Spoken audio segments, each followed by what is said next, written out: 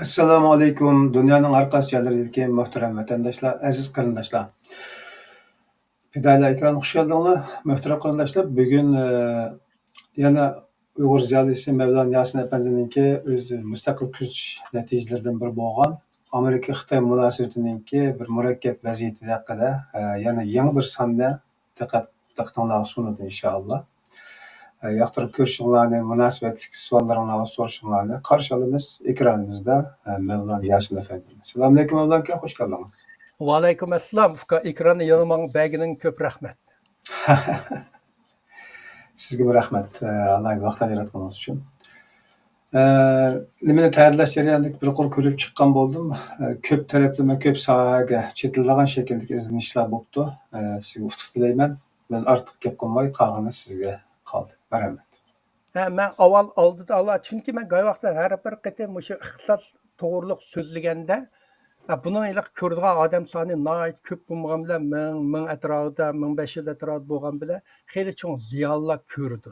Ular mendan tilp urib, mening kirish so'zim o'sha bo'lib qolsa, mendan buni nihoyat kasbiy so'zlaysizga, nurg'un uchurlar nihoyat yuqori saviyali. Bu uchur sonliq ma'lumotlarni ishlatishmi siz nereden olasiz degan savol menga qo'yilgan bir savol. To'g'ri, bununla ben düşünce berkəm. Mən elə CNN, başqalarına oxşar çoğ tor həmmət mənim muxbirlərim yox tədqiqat qıldılar. Mən hər yili bu uçurların kelişi birinci Amerikada hər yili Xitay toğruluq bir neçə kitablar çıxıdı. Mən məsələn bugün sözləgəndə nurgun 2023 yılının uçurlarını işiltmə. Nima üçün Xitay nəhayət yipiq boğaşqa 2023 yılının uçurları hazır çıxıdı. Çıxıb isbatlanıdı. Bu muxbirlar her 2-3 yıl kitap çıkıdı. Amerika'da her yıl 3-4 Xitay hakkında bu kitaplar asas iki seviyede, iki taraftan çıkıdı. Biri Xitay'ın casusluk, hareketi doğruluk çıkıdı. İkinci Xitay iqtisadi doğruluk analizler çıkıdı. Bunlarda Xitay'ın nəhayət çoğunqur statistikaları var. Bu mening statistik kelishimdagi bir nima ashadini topma. Onundaki Amerika'da Wall ko'chasi gazeti New York davrida rasmiy ixtisos to'g'riliq yozilgan dokladlar, suhbatlar bor. Maqollar. Ularning uchurlari bir ishik. Men yana bir xil mening uchurimning kelishi ashadin keladi. Bu ikkinchi. Onundaki Amerika'nın public TV'deydi. Ammi bo'ylaqi ammi hükümet yardım qilgan televizor, radiolar bor. Ularda uzun muddatlik g'ayri shakldagi suhbatlar ilinib bordi. Ular yana naysa chiqadigan universitetlarning oliy professorlari, Dünya Bankı'nın adamları, bular chiqdi. Bular uzun yıl tədqiq qilib, bularning albatta Xitoy ichidan teshidan munosabatlar kuchli. Shu yerlardan bu uçurlarını alıdı bular. Mənim uçur mənbələrim mən ulardan alıram. Onun üçün Xitaycılımı hər yıl az deyəndə iki nəhayət Xitay içindəki siyasət, iqtisad, diplomat məsələlərini analiz qıldığan iki az deyəndə parça yaxşı kitab çıxdı. O kitablarını oxuyum. Onun üçün YouTube'da məsələn Wang Jian deyilsə bir yürüyüş Xitaylar var YouTube'da rəsmi Xitayın iqtisadını analiz qıldı. Mening uçurlarım şu yerden keldi. Her bir uçur bir yerga kelganda uçurni yezib, özümning tuvandagi ko'z qarashini imzolarini yezib manaman. Shuning uchun masalan bugun bir 2 soatlik leksiya bo'lsa, buning tayyorlash jarayoni 3-4 oy ketadi. Her birini yezib qo'yma, yana bir yerda anglagandan keyin xotira qoldirib darrov o'zimning imzolarini bir qattiq agar seliq bo'lmagan shaklda yezib qo'yib turma. Yezib qo'yib bir yer kelganda ma bir 2 soatlik birini bo'pti deyman. Shuni bilan uni o'ttirib bir necha kun o'ttirib endi uni yumshoq silab analiz qilib nimalarni qilib solman. Mening uchurimning asosiy manbasi shu yerdan keladi. Shu sizlarga hammanglar deb qo'y. Xitoydan men nurg'un masalan 2024-yilning 1-faslining uchurlari endi uyabiya chiqyapti. Xitoydan uchur olmoq nəhayət statistikasi təs u degan nəhayət yipiq, intayin yipiq bo'lganda nəhayət dəhşət yipiq bir jamiyat bo'lgandan keyin uning uchurlarini olmoq nəhayət təs. Uning degan yana bir uchurim Xitoyning Jungo statistika idorasi bor. Xitoyning Jungo Tongji deydi. Ana ularning davlat ichidagi uchurlari xato bo'lgan bilan ko'paytirilib, yolg'onchiq bo'lgan bilan xalqaro munosabat uchurlari biroz ishashlik. Chunki uni xato berib qo'ysa, bu import eksportdagi barliq ma'lumotlar hamma davlatlarda bor. Darrov ularni inkor qila oladi. Shuning uchun ular xalqaro import munosabatda ularning bergan uchurlari xeyli to'liq. Әшәләр şu uçurlarını alıma. Mening qilish uçurlarim şu yerdan yig'iladi. Yig'ilib, har birisini anglaganda xotir qoldirma, darrol xotir qoldirma, qotirib ostiga o'zimning qisqa ko'z qarashlarini yozaman. Bular mening eng oxiri o'sha sahnaga chiqib so'zlashdagi asosim bo'ladi. Andin chiqib yozganda rasmiy o'tirib buningga yelishimim oz deganda bir hafta 10 kun ketadi.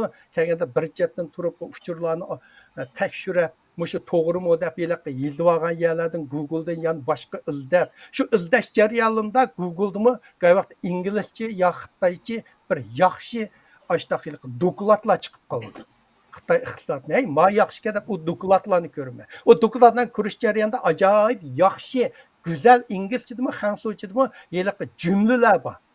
Acaba ma cümleni manda analiz qilibdi, ma nuqtadan deyman. Şu nuqtadan men analiz qilib, ashunda qilish uchun o'zimning saviyasini ko'tarmoqman. Onun uchun iqtisod menga notunish soha emas. Men burun deb ketdim. Men Amerikada 30 yillik injener jarayonida raketa idorasida ishladim, nashriyot idorasida ishladim.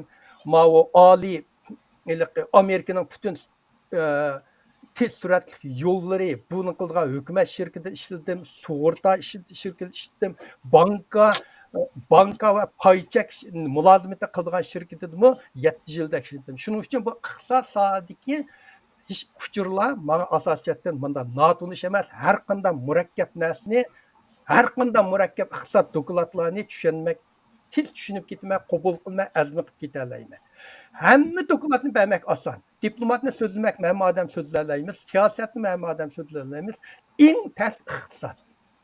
Siz iqtisodga shu atalg'ularni shu bir bilan tushunishingiz kerak birinchiga. Ikkinchi uni azmi qila olsangiz kerak. Endi u noit kasbiy til. Ular intan kasb tilda so'zlaydi. Endi uni bu xalqlar tushunadigan bir ommabop tilga o'zgartirish kerak. Qay vaqtlarda qay bir paragraflarni yozib bo'lib, o'zim o'qib boqmay, mushuni mushtaq desam, haq tushunamdi, tushunmamdi deb. Shuning uchun men hozirlik xabarlarni berishni to'xtatdim. Ularni yozmayman, fidoyilar ekranda.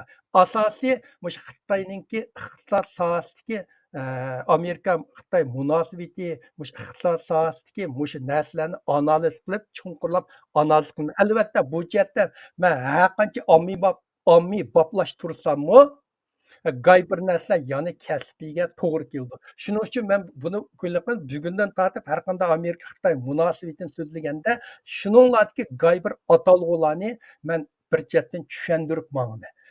Mushundaq bir narsa tirishsanglar, anglasanglar, xeyli bir nima yuqishidi, uyg'unisizlar. Kashkicha jidal mojaro, maubdi ubud degan gaplar WhatsAppga to'shib ketadi, u yerda hech qanday bilim yo'q. Bilim yo'q. Men shu imkoniyatdan mush tarafdan sizlarga bir yordam bo'lib, bu mening so'zlarim sizlarning Xitoy Amerika munosabatini, iqtisod tavadagi narsalarni tushunishinglarga biroz yordam bo'lib qolsa deb umid qilaman. Agar yordam bo'lib qolsa, men maqsadimga yetibdiman deyman. Meningki kirish so'zim mush bo'lsin. Men bugun Xitoyningki chunki bu Xitoy bilan Amerikaning munosabati nihoyat murakkab, giralishib ketgan. Qay vaqtlarda xuddi nimidek bir galat Amerika nihoyat qattiq jazo berib Xitoyga ajal zarba beryotgandek. Yana bir yerda Amerika maqsadli Xitoyga yushuq ichib berib Amerikaning ichiga savdolarni kirgizdi. Mushunda qandaq nimalar kirgizdi, nima uchun kirgizdi, nimani cheklaydi. Mushu to'g'riliq nurg'un bir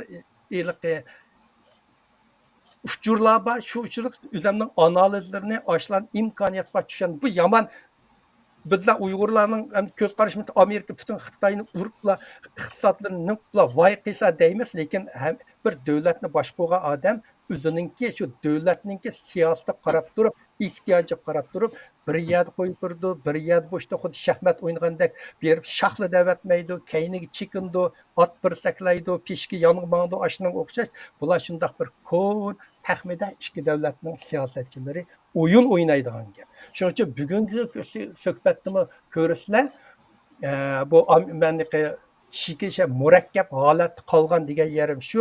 Qarsanglar yili miyada Amerika qattiq zarba beryapti, miyada yuchiq ichyapti. Bu münasibətlər ketib bardı. Mən bugün nimamni 3 böldüm, 3 qismga. 3 qismga çıxın, bunu tayyorlash jarayoni bir-biri bilan mustaqil bo'lg'ashqa buni 3 qismga joyladim. O'qigan kitoblarim o'xshamaydi. Buni o'qish jarayonida 2 kitob o'qib chiqib ketdim. Xitoycha kitob o'qib chiqib ketdim. Nurg'un materiallarni o'qib jarayonni oldingi iqtisod so'zligimiz qanchincha bo'lib ketdi, necha bo'lib ketdi. Masalan, bugun so'zlab bo'lgandikinlar, men darrol budoq suhbat to'g'riliq tayyorlikni boshlayman. Anglagan narslarimga yig'ishga, imzo berishga boshlayman. Shuning bilan men boray. Menga 3 qismga bo'ldim. Birinchi qismi 2024-yili Xitoyni qanday krizislar qurshab oldi va bu krizislarning manbasi nima? Nima uchun bu krizislar paydo bo'ldi? Nima ishga bu Xitoylar qurshab oldi? Buni men bir 10 bo'limga bo'lib, 10 qismga bo'lib so'zlay. Birinchi, Amerika Xitoy munosabatida ayrilish va uzilish yuz berdi. 2023-yili 12-oyning 13-kuni Amerika Avam palatasi Xitoy alayida komiteti, o Avam palatadagi bir komitet faqat Xitoy masalasini hal qildigan. Xitoy alayida komitetdagi 2 partiya parlamenti a'zolari birlikda asliga keltirish, oldini olish, gullantirish, Amerika iqtisodiy Xitoy bilan raqobatlashishda g'alaba qozonish strategiyasi mavzuliq doklad e'lon qildi. Bu doklad 53 betlik bo'lib, 150 turlik taklif tizimlikini o'z ichiga oladi. Bu dokladning asosiy mazmuni bo'lsa, Xitoy bilan bo'lgan iqtisodiy munosabatni qayta qurish. Bu yerda qayta qurish degan yaxshilash emas. Burun Xitoy bo'lgan munosabat yaxshi. Biz ashini o'ylab boshqadan Xitoyga bir xil zarba berish, Xitoyni cheklash shaklida qayta qurish degan gap. Qayta qurish Amerikaning mablag'i va texnikasi Xitoyning harbiy ishlarini zamonaviylashtirishiga va insoniy huquqqa ziyonkashlik qilishiga yordamchi bo'lib qilishning oldini olish kerak. Texnikada oldida turishga mablag' silish kerak. İttifoqdoshlar bilan birlikda kuchli iqtisodiy ittifoq o'rnatish kerak. Bu dokladning davomida Amerika bilan Xitoy o'rtasidagi iqtisodiy va pul muomala munosabatini uzib tashlash kerakligini bular uzib tashladi. 20 necha yil ilgari Xitoy Dunyo savdo tashkilotiga kirgandan keyin Amerikaning Xitoyga bergan tuvan tamojna beji ta'minotini amaldan qoldirishni yana mangulik to'da e'tibor beriladigan davlat ta'minoti deydi. İngilizce the most favored nation treatment deydi. Amaldan qoldirishni murojaat qildi. Endi kongressga adat murojaat qildi, uni amaldan qoldirgan Oqsaroy. Oqsaroyga Amerikaning ijroiy bo'limi ular qildi. Qilmadi Oqsaroy qaraydi. Dunyodagi eng chong iqtisodiy gavda o'rtasidagi kapital va texnika yutkilishni uzib tashlash kerakligini taklif qildi. Bu dokladda shundoq deb yozilgan halqiliq jumla bor. İqtisodiy jihatda partiya va davlat kuchidan foydalanib, buni Xitoy deydi. İqtisodiy raqobatlashishdigan strategiyalik raqib Xitoy deydi.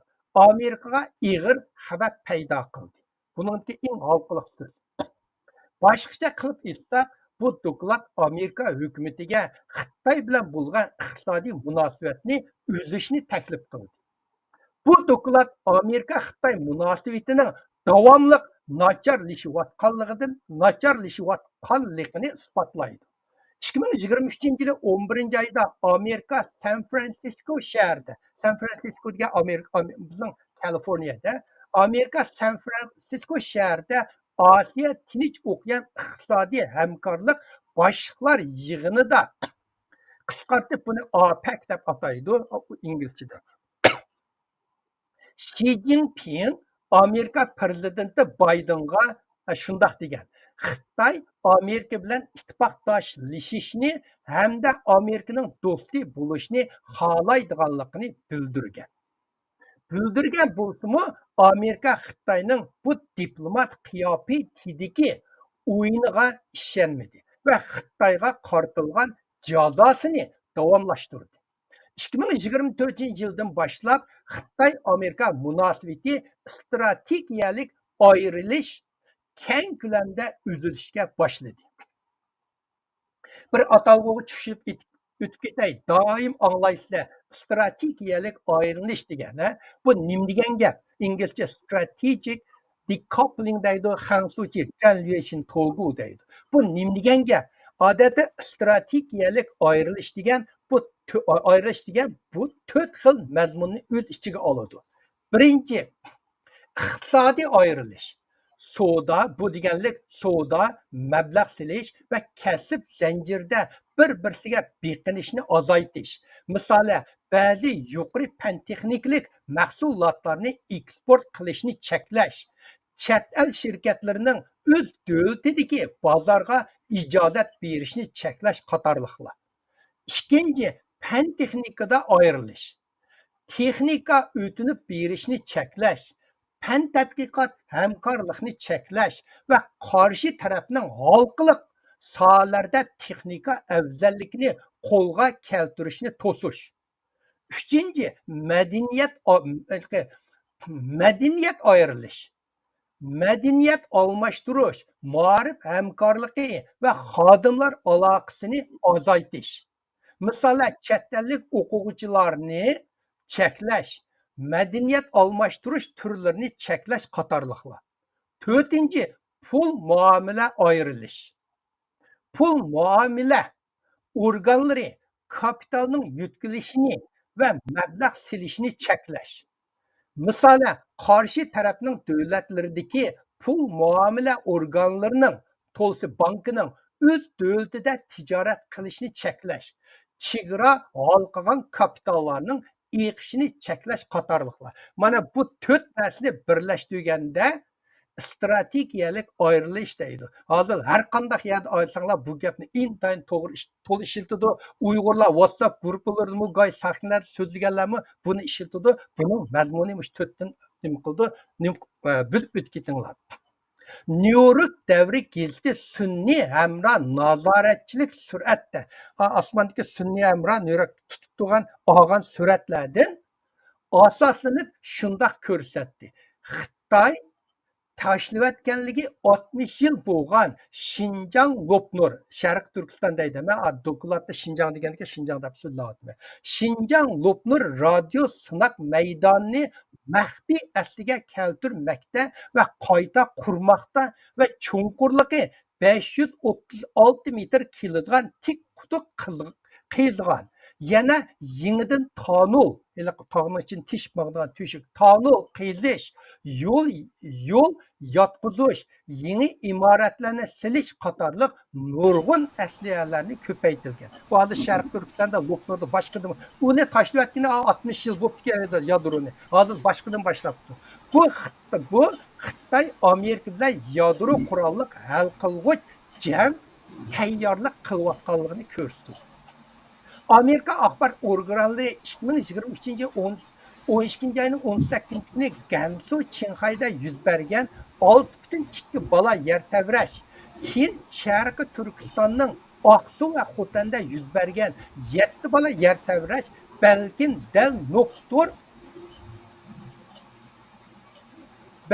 dal noktur maxfiy yadro siniqi keltirib chiqargan yadro portlash yer tevrash bo'lishi mumkin deb gumonlanadi. Chunki bu yer tevrash bir xil tuvan qavatda siqish tipdagi yer tevrashlaydi. Bu degan gapning ma'ni bu yerda yer ostidagi suv miqdorli qum siqishga uchrab yer yuzi yerilib loy eqimi shakllangan. U yerdagi ashada ashundaq yer ostidagi suvli qumlar atom portlagandan keyin intayin qisqandan keyin qumlar ekilib chiqib yerni portib cho'ng kenglikki shu yuzda loy eqimi shakllantirdi. Bu faqat ashundan paydo bo'ldi. Bu yer tevrashlar vositalik holda bir qitimliq odam paydo qilgan yer tevrash bo'lishi mumkin deb yakun chiqardi. Xitoyning bu xil urush parastlik strategiyasi absobiylikning kuchayishida Xitoyning tuvan darajalik iqtisodiy ishi texmo zavolga yuzlanib, oxiri Xitoyni parchalab Sharq Turkiston, Tibet va Mongoliyaning mustaqilligiga yo'l ichishi mumkin. Chunki bu tavra bu xil Xitoy bu xil asabiylikni kuchaytgandan keyin dunyoning qattiq noroziga uchrab, nurg'un tuvan darajalik iqtisodiy olinishlar to'xtayapti. Bu Xitoyninki buni men Xitoy YouTube'dagi Xitoy iqtisodiy analiznikidan olgan uchur. Sodada ayrilish, kapital bilan ta'minlashni uzish, texnika yordamni va eqishni to'xtatish mana bu bo'lsa Amerika Xitoyga qartilgan strategiyalik umumiy ko'rinishi. Ikkinchi, bugun so'zlamoqchi bo'lgan Janubiy dengiz urushga ketib qoldi. Nanxaydaydi, 1995 yildan boshlab Xitoy Minchi hado toshlarini ishg'ol qildi. Ham bu yerda dengizni tindirib, orol yasab, harbiy aslahalarni yasashga boshladi. 2012-yili Huangyan orolini kontrol qildi. 2018-yilda boshlab Xitoy bu yerlarda paraxodga qarshi boshqarilgan bomba va havo mudofaa sistemlarini o'rinlashtirishga boshladi. 2018-yili Gaaga xalqaro kesim sud mahkamasi İngilizce Permanent Court of Arbitration deydi.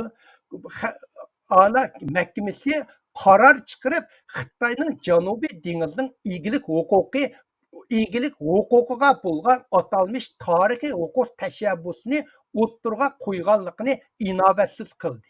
Lekin Xitoy sud mahkamasining bu hukmini e'tirof qilmadi va Janubiy dengizning 90% dengiz tavalligiga egilik huquqlar bo'lishini boshdan oxiri tashabbus qilib keldi.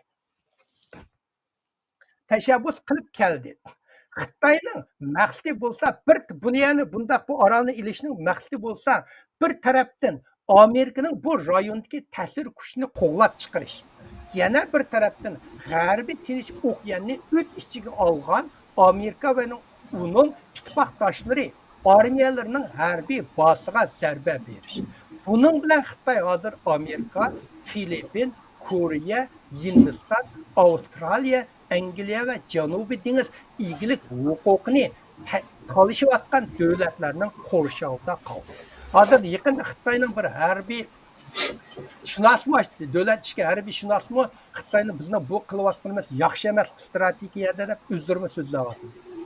Xitoyning krizis vaziyati zodi besilmadi. Xitoydagi krizis va zod besilmadi. Birisi besilib bo'lguncha yana birisi sakrab chiqyapti. Ba'zi kona krizislar, yeni krizislarning bexillanishi va oldidagi alomatlari bo'lsa, ba'zi yeni krizislar kona krizislarning davomlashi va yomonlashi bo'lib kelyapti. Bu bugun so'zlamoqchi bo'lgan ikkinchi.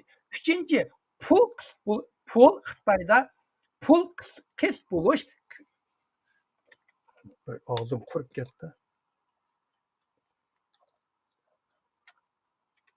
Uchinchi, Xitoyda pul qis bo'lish kirdi. Pul qis bo'lish degan nima? Pul qis bo'lish degan pul bilan ta'minlash miqdori.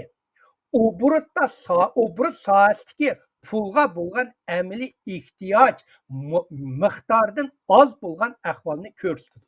Yana ijtimoiy iste'mol chiqimi yetarli bo'lmay, Bunun bilan tovar va emgak kuchining pul bahosi umumiy saviyalik sijil to'lab ketishni keltirib chiqadi. Uzoq muddatli pul qis bo'lish, pul oz, mol ko'p ahvolda uzoq muddatli pul qisliqi mablag' silish va ishlab chiqarishni tizginlab, ishsizlik nisbatining o'rilishi va iqtisodning chekinishini keltirib chiqadi. Iqtisod sohasida iste'mol baho ko'rsatkichi degan bir gap bor. Buni yomon to'g'ri anglaysizlar, tushuntirib qo'yay. Iqtisod sohasida iste'mol baho ko'rsatkichi degan bir atalg'u bor. Buni qisqartib CPI deydi. Degan hukm bor. Uning orqali iste'molchilarning sotib olish iqtidorini o'lchaydi. Mush bir davlatlarning iste'molchilik xalqining sotib olishi zoti qanchalik mushna bu murakkab hisoblash jarayon ashning orqali o'lchaydi. Yana bir bor atalg'udan ishlab chiqaruvchi baho ko'rsatkichi. Uni producer price index deydi, qisqartib PPI deydi. Degan hukm bor. Buning orqali korxona ishlab chiqargan mahsulot bahosining o'zgarishini o'lchaydi. Bu korxonalar ishlab chiqqan baholar o'syapti, tushyapti, umumyuzda qayerda o'syapti, qayerda chiqyapti, mushi orqali o'lchaydi. Hozir Xitoyda bu 2 yilda to'lab ketdi. Bu nihoyat xatarli ahvolda. Boshqacha qilib aytsak, tovar bahosi tushgan taqdirdami, tovar bahosini bilsa, bozordagi mollarning iste'molchilar yanada iste'mol qilishga jur'at qila olmaydi. Buning ichida PPI degan ishlab chiqaruvchi zavodlarning deb qo'yay, baho ko'rsatkichi PPIni tuvallishi texmi ig'ir. 2024-yili 1-oyda Xitoyning PPI minus 2,8 ga tushib qoldi. PPI bilan CPI ikkisi Xitoy iqtisodining davomli nacharlashayotganligini ko'rsatdi. Men bu PPI bilan CPIning uchurini Newyork gazetining iqtisodiy sohasidan olgan. 4-biz bugun mana birinchi qismni so'zlaydiganimiz xalqaro yolg'izlikqa petib qoldi. Xitoy xalqaro yolg'izlikqa petib qoldi. Xitoy hozir Amerika, Osiyo, Yevropada 3 rayon xatarlik yolg'izlik holatga tushib qoldi. Amerika bilan Filippin o'rtasidagi harbiy hamkorlik munosabati kuchaytirilib, Amerika bilan Filippin o'rtaq mudofaa shartnomasi harakatlantirgan. Burun batdi. Kim buni Filippin yo'q qilayotgan? Hozir Xitoyning besimida Filipp boshqadan buni harakatlantirdi. U degani Amerika Filippinga askar avatdi. Filippinga har qanday hujum va tahdid bo'lsa, Amerika uni qo'g'daydi. Vyetnam Amerikaga yaqinlashib, Amerikaning do'stlik davlatiga aylanib, Xitoyning dunyo zavodi o'rnini egallayapti. Vyetnam hozir uni egallayapti. Xitoyning Janubiy dengizga davomli ig'vorgarchilik qilishi Hindiston Tinch okean davlatlari birlashib Xitoyga qarshi vaziyatini qaratdi. Xitoyning adil bo'lmagan savdo va korxonalarga to'liqlama berish siyosati. Korxonalarga to'liqlama berish siyosati Yevropa ittifoqining to'liqlama berishga qarshi tekshirish siyosatini qo'zg'adi. Bu nihoyat muhim narsa. Xitoyning yanada Tayvanni qurolli kuchi bilan birlikka keltirish deb davrang silib, hozirgi Tayvan ahvolini bir taraflama o'zgartishga intilishi dunyoning birda qarshiligiga uchirdi. Bu Xitoylarga qarshilik kelayotganligining hammasi manbalari. Yuqorida o'tib ketdim, birini so'zlay o'tib ketdim. To'liqma bir siyosiy degan u nima degan gap desanglar, to'liqma berishning shakli har xil bo'ldi. Hukumat masalan bir mol chiqardi, masalan hozir elektronlik mashina chiqyapti. Yevropaga chiqadimi, chiqargandan keyin u molni masalan o zavoddan u mal $40,000 tutdi denglar. Uni Yevropaga olib satsa, uni masalan $60,000 satsa, endi Xitoyga foyda qoladi. Masalan Yevropa undan bajaladi, $10,000 bajaldi denglar. Shu vaqtda uningda yana uni foydasi $60,000 sotadi. Lekin Xitoycha o mashina o 40,000 emas, 30 necha minglarga Yevropada sotib bordi. Hukumat mazinni Xitoy hukumati to'liqlab beryotidi. Bu xalqaro sudida intayin xiloflik bir ish bo'ldi, yo'l qo'yg'ini bo'lmaydigan ish bo'ldi. Odatda to'liqma berishning shakli ko'p bo'ldi. Masalan, bevosita naqd pul berish, zavodga hukumat naqd pul berish yoki siz qarza pul berish. Siz idora o'sim pul berib, o'sim olmasa, u idora uchun bekor kelgan pulda uni berish, sug'urta, tuvan o'simli qarz pul berish, ijro haqini qaytarish, mush nurg'un shaklda hukumat zavodga to'liqlam berdi. Buni xalqaro sudida buni qabul qilmaydi, buni ig'ir jinoyat deydi, buni cheklaydi.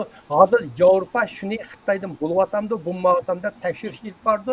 Uning natijasi agar aşı chiqib qolsa, bu elektrlik mashinani Yevropadan oz deganda 60-70% boj ilishga o'stirdi. O vaqtda elektr mashina Yevropa to'xtaydi.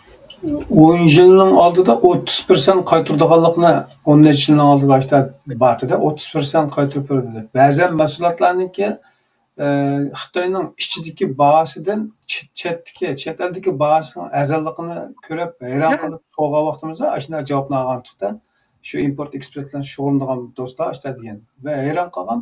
Bu qanda unda bo'lsa nereden oldi foydani deb hayron qolib ekanmiz. Bu Xitoy buni bu orqali Xitoy nimaga erishadi? Bozor talışıyordu. Dollarga almashtirdi. Masalan, mandaqday, siz $100 şirket, $100 bir mahsulotni Yevropaga solmoqchi bo'ldingiz. O $100 mahsulot zavoddan ishlab chiqarishiga $80 ketdi. Siz Yevropaga chiqardingiz. Yevropa uningdan masalan 10% boj oldi. Shunlar $90 turdi. Siz $100 satsangiz 10% korxonaga foyda qoladi. To'g'rimi? 10% baja, 10% korxonaga foyda qoldi. Men amibab tilda tushundiray. 10% korxonaga foyda oldi. Lekin Yevropa masalanga uni bojni 30% ga to'lasa, u $100 narsani 30% olsa, vaqtida u Xitoy shirkatiga foyda qolmaydi. Asli $20 $10 qoladi, hozir 30% o'sib o'tgandan $10 ziyon tortasiz uni satsangiz. Uni Xitoy burun qanday qildi desangiz, ma'qula, sen meni 30% jazolagan bo'lsang, men bu zavoddagi ishchilarning xizmatini, maoshini to'lataman. Bularga sug'urta bermayman. Bularga hech qanday bermay, malni 8 soat ishlagan ishlatib, malning bahosini $60 ga tushiraman. Shu vaqtda siz 30% jazo bersangiz, Xitoy yana 10% foyda yeydi shirkat. Endin hozir masalan Yevropa men uni 60% kuchaytiraman desa, uni Xitoy bahoda har qancha ishchilarning maoshini qisqartishni 60%, 40% ga bahosini bekitolmaydi. Shu vaqt Xitoy iqtisodiy vayron bo'ldi. Boj mushundaq orqali boj ilish orqali bir davlatningki molni to'g'raydi. Xitoy aşı savolinglar, iqtisod to'g'riliq savolinglar mush jarayonda bo'lsa so'zlab o'tib ketinglar. Men tushuntirib, mushuni qilsanglar xeyli hamma jihatdan nima qilib. Xitoy navbatda duch kelayotgan haqiqiy diplomatiya vaziyati bo'lsa, Amerika, Yevropa va Yapon qatorliq cho'ng do'stlarni burun do'stlar deymiz Xitoyga bir necha yil burun. Hammasi Xitoydan qochib ketdi. Faqat Çavuşan, İran, Rossiya, Berma qatorliq xalqaro jazoga uchirgan davlatlar qoldi. Xitoyning Rossiya bilan munosabatim to'g'ri yaqin bir chetdan bir-biriga qarab turdi. Xitoyning xalqaro samimiyatlik va qimmat chaqiriq kuchi qolmadi.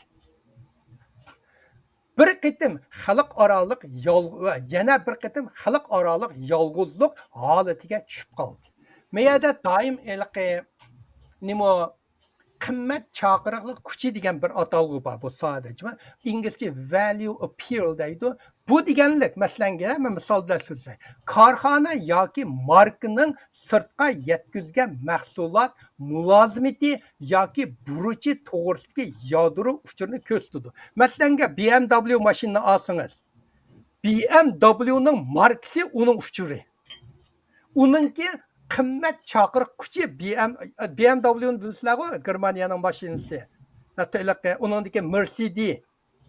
Bu Germanning bu mashinaning ismi buni qimmat chaqiriq kuchi. Shu mashinaning ismini anglagandan keyin siz u mashinaga bo'lgan ishonchingiz ko'paydi. Darrov ishonchingiz bor. BMW'ni olsam u ishonchli mashina deysiz.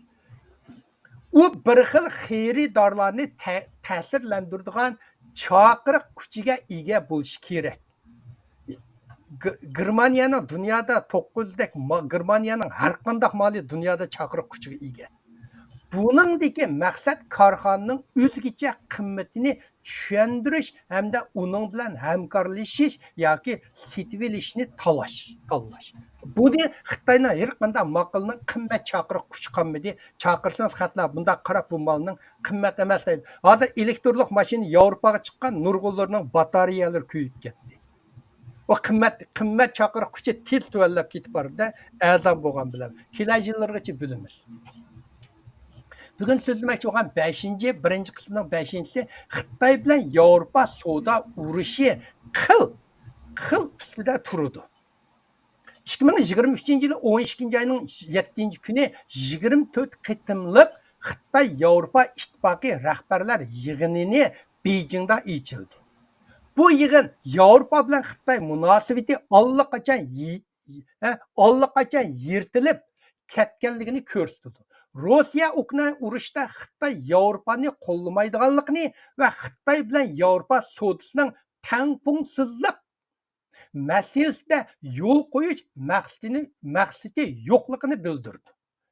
Va Xitoy bilan Yevropa sodasining tangpungsizlik masalasida yo'l qo'yish maqsadi yo'qligini bildirdi.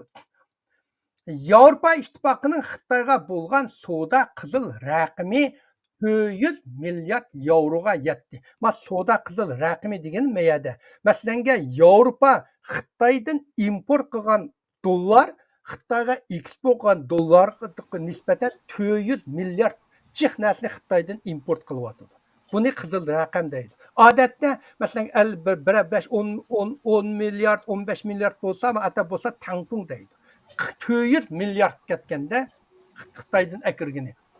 Avrupa İttifakı bu xil soda tangpungsizlikni chidig'ini bo'lmaydi, davom qilishga bo'lmaydi deb ifodaladi.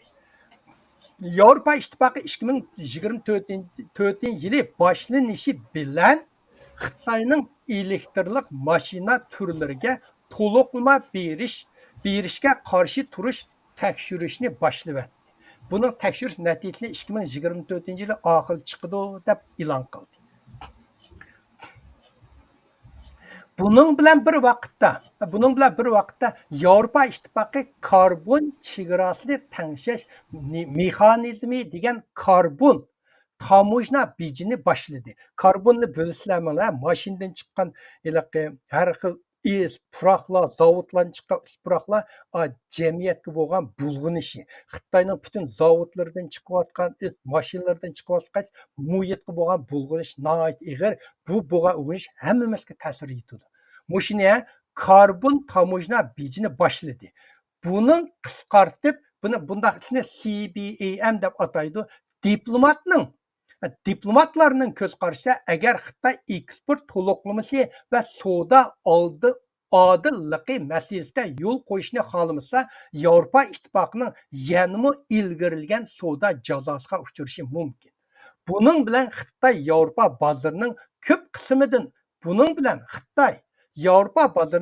qismidan ayrilib qoladi, hatto Avropa-Xitoy soda urushi boshlanib ketishi mumkin. Karbonni bizga qilyapsa, uni sen ko'mak uydishni deb Xitoyga besim ishirtadi, Xitoy anglamayotdi. Agar mushlar chiqib qolsa, Xitoyga bo'lgan bojilish intayin ko'p bo'ldi, shuni bilan soda urush boshlanib ketadi. 1. qismning 6 bölümü moliya yigallab qoldi. Xitoyda moliya yigallab qoldi. 2023-2024 yili Xitoyning turli iqtisodiy sonliq ma'lumotlarida asosiy men bulan to'lsa Xitoy torbetidan Wall Street Journal'da olma. Sonliq ma'lumotlarida bir muhim ko'rsatkich ko'rindi. U bo'lsa Xitoy hukumatining oylik moliya jamoat xomchoti ko'rinarli tuvalladi. 2024 yilga selishtirganda hukumatning oylik moliya jamoat xomchoti 800 milyard yuan azaydi. Endi bu yerda so'zlab o'tgatdi. Iqtisodiy har qanday savollarni anglasanglar bu savolni Xitoycha gongong yusan deb qo'ydi. Bu Xitoycha moliya jamoat xomchuti bu gapning ma'nosi nima degan? Bojni asosiy gavda qilgan moliya kirimi. Bojni asos qilgan moliya kirimini moliya jamoat xomchuti deb hisoblaydi. U xalq turmushiga kapital xalq turmushiga kapolat qilish va yaxshilash, iqtisodiy ijtimoiy taraqqiyotini ilgari surish, davlat bexatarligini qo'g'dash, davlat organlarining normal oila nishini saqlash qatorliq jihatlardagi kirim chiqim xomchutiga ishiltidi. Albatta, shundan bilsizlar, jamiyatning butun bir hukumatning asosi bojdan kirdi. Bu yo'qolib ketsa, Xitoy iqtisodi intan kemaydi. Oldingi yil bir yilda yuanga silishtirganda 800 milliard yuan azaygan. Dollarga chiliqtirsanglar 110 milliard dollar kemayib ketganda bojdan kirgan. Moliyaning ozayishidagi asosiy sabab turli bojlarning ozayishidan kelib chiqqan. Xitoy statistika idorasining Xitoycha Jungo Tongjiju deydi. Sonliq ma'lumotiga asoslanganda Xitoy iste'molchilar Xitoyda iste'mol beji 9% tuvaldigan. Bulanchi meyada Tongjijuning ichidagi davlatda nechasi ko'paytirsanlar bo'ldi. Ular 9% tuvaldigan. Bu nima degan gap desa, bu xalq turmush iste'mollarining haqiqatan ozib ketganligini ko'rsatadi. Korxona tapovat beji 8,6% tuvaldigan. Bu nima degan gap desanglar, bu korxonaning foydasining haqiqatan tuvalliganligini ko'rsatadi. Shaxsiy tapovat beji 3% tuvaldigan. Az degan 40% tuvaldigan. Bu xalq bu nima degan gap desa, bu xalq tapovatining tuvalliganligini ko'rsatadi. Uningdan boshqa import mollarining qo'shilma qimmat beji va eksportdan qaytarilgan boj birla vaqtda tuvalligan. Bu eksportning ojizligini namoyon qildi. Undagi marka beji 8,9% tuvalligan. Bunun ichida aksiya savdo marka beji paychaq bejiri 29% tuvalligan. Bu pul muomala faoliyatining chekinishini ko'rsatadi. Uningdan boshqa shahar, bozorlarda yer ishiltish beji, yer qo'shilma qimmat beji, terilg'u yerlarni ishiltish beji hammasi bir vaqtda tuvalligan. Bu uy mulkning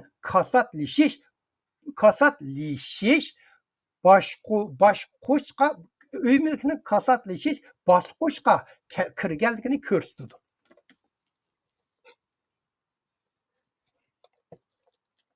Akşam xeyli tanıtmıştık otturaş olub ketdi. Qay vaqtda sal qaldımız İngilizce soqqaldı ki. Ay yuqurdu men degan hamma bojlarni. Bilasizlarmi, bir bojni tushuntirib o'tib ketay. Marka beji degan bojni tuvan dedim. Marka beji degan nima degan gap degansiz, misol uy sotib olganda uy mulk guvohnomasi berildi. Uy mulk guvohnomasiga qarata siz uy mulk beji to'laysiz va bu orqali uy mulk sizning ekanligini isbotlaysiz. Sizlar Yevropada uy olsanglar, uyga boj to'lamsizlar, to'lamamsizlar, uqmayman. Biz Amerikada uyni sit ilib olsam, shu uyning qimmatiga qarab, har yili 1,7% boj to'laymiz uyga. Masalan, 1 million dollarlik bir uyni olsangiz, har yili hukumatga 17 million dollar, 17 ming dollar boj to'laysiz. Sizlar Yevropada uy olsanglar, boj to'lamsizlar, to'lamamsizlar, uqmaydi. Bu yerda boj to'lamaydigan hech narsa yo'q. Quyoshning nuridan boshqa nima to'laymiz? Shundoq. Mayli vaqtda Yevropaga borsam, hatto oddiy kichik bir savdolardimi naqd pul qabul qilmaydi ekan Norveylar. Chunki hukumat hammani xalqlarni ta'minlagandan keyin butun bojdan kirgan kirimni intayin kontrol qildi ekanda, $1 bo'lsa butunlay kreditga ishilsiz. Biz ashad bir 100 dollar yevroni ilib olib xajlanmay yinib keldik. Hech narsa bajonmaydi. Naqd pul olmaydi ekan. Norvey, Denmark, Sweden 3 davlatga borganda hech narsa xajlanmadik zodi. Uy mulk guvohnomasiga besilgan tamg'ini marka beji deb ataydi. Uy mulk guvohnomasi bosgandan keyin uy sizning bo'ladi. Hukumatmi shuning qarab uyning bahosini sizdan boj ilishga boshlaydi. Buni marka beji deydi. Bugun birinchi qismning 3-bölümü mablag' silish tuvalladi. Xitoyda mablag' silish tuvalladi. Xitoy statistika idorasining ko'rsatishicha 2023 yilning 3 faslidagi statistikaga qaraganda chet elning Xitoyga solgan bevosita mablag'i 6 milliard dollar tushib qolgan. 1990 yildan bu yangi eng tuvan seviyaga yetgan. 2022 yildagi o'xshash mazgilga selishtirganda 2022 yil selishtirganda 2023 yili chet elning mablag' selishi 87% tuvallab ketgan. Bu son hozir 2024 yili 93%ga yetdi. Bu chet el mablag'ining Xitoydan eqib chiqib ketib borgan ko'lamining noyda zo'r ekanligini va bu eqim davomlashayotganligini bildirdi. Xitoyning chet elga solgan mablag'i 2016 yillardagiga selishtirganda 25% tuvalladi. Xitoyning oldida chet elni Xitoyga soldik turma. Hozir Xitoyning chet elga solgan mablag'i 25% tuvalladi. Bu deganlik chet elning Xitoyga mablag' selishi va Xitoyning chet elga mablag' selishi zo'r miqdorda tuvallab ketdi. Xitoy tashqi periyod boshqarish idorasi, ya'ni Xitoycha buni hammamiz bilamiz Uyg'urlar. Goja va Huiguanliji deydi. 2023 yili 11 ayning 3-kuni e'lon qilgan 3-faslilik xalqaro kirim chiqim statistikasiga asoslanganda 3-faslida chet elning bevosita solgan mablag'i manfi 11 milliard 800 million dollar bo'lgan. Manfi nolning tuvini. Bu 1998 yildan buyon tunja qitim Xitoyda manfi qimmat o'ttirga chiqqan. Bular to'g'ri. Buni asosiyatdan qabul qilsanglar bo'ldi. Xitoy statistik idorasi chet elninki qilganda bular biroz to'g'ri so'zlaydi. So'zlamasa haqlar chet elliklar pulni hisoblab birdan chiqarib qo'ydi. Angliyada haftalik nashr qilgan dongliq iqtisodshunos jurnalning mo'ljallashicha Xitoyning xalqaro kirim chiqim sonliq ma'lumotga xohlagancha o'zgartirish kirgizish odatini ko'zda tutganda bular shunos mushuninga yana ishonmaydi. Xitoyda buningga o'zgartirish kirgizdi. Xitoyning eqib chiqib ketgan mablag'i 500 milliard dollarga yetishi mumkin. Xitoyda eqib chiqib ketgan mablag' hozir 500 milliard milliard dollarga yetishi mumkin. Yevropa Xitoy savdo urushining 2023 yili Yevropa Xitoy savdo uyushmasining Xitoycha Jungo Ribin Shanxuy deb qo'ydi. 2023 yili 9 oyda a'zo shirkatlarga ilib borgan tekshirishning ko'rsatishicha 50% a'zolari Xitoyga mablag' solmaydiganligini bildirgan. Doim o'tib ketimi. Milliard degan yabanchi 500 milliard degan qanchalik chiqib bo'ldi desanglar, masalanga buni ko'rsatib qo'yay. 500 milliard degan pulni, masalan, $1 bo'lgan pulni mandaqisi qo'yib, yer shuarni piqiratsanglar, 1000 qitim yer shuarni piqiraydi. Uningdan eshib qolgan pulni dollarning ustiga bir-birsiga mandaq qo'ysanglar, oyni 5 qitim oylanib tushadi. Pulni milliard degan shunchaki chiqvaqa, mana. 8-chi ixtisosliklar qichib ketib boradi. Amerikaning eng chong kuchli yeri dunyodagi ixtisosliklarni o'ziga jalb qildi. Amerikaning Nyu-York shahriga joylashgan savdo va iqtisodni markaz qilgan xalqaro kundalik gazet Wall Street gazeti, inglizcha Wall Street gazetining inglizcha Wall Street Journal deydi. Tekshirish doklatiga asoslanganda Xitoydan boylar va yuqori o'qish tarbiyasini ko'rganlar chegara sirtiga chiqib ketib boradi. 2022 yili 18 ming, 2023 yili 13.500 boy Xitoydan chiqib ketgan. Chet ellik ixtisosliklarning Xitoyga kirishimi zo'r qisqargan.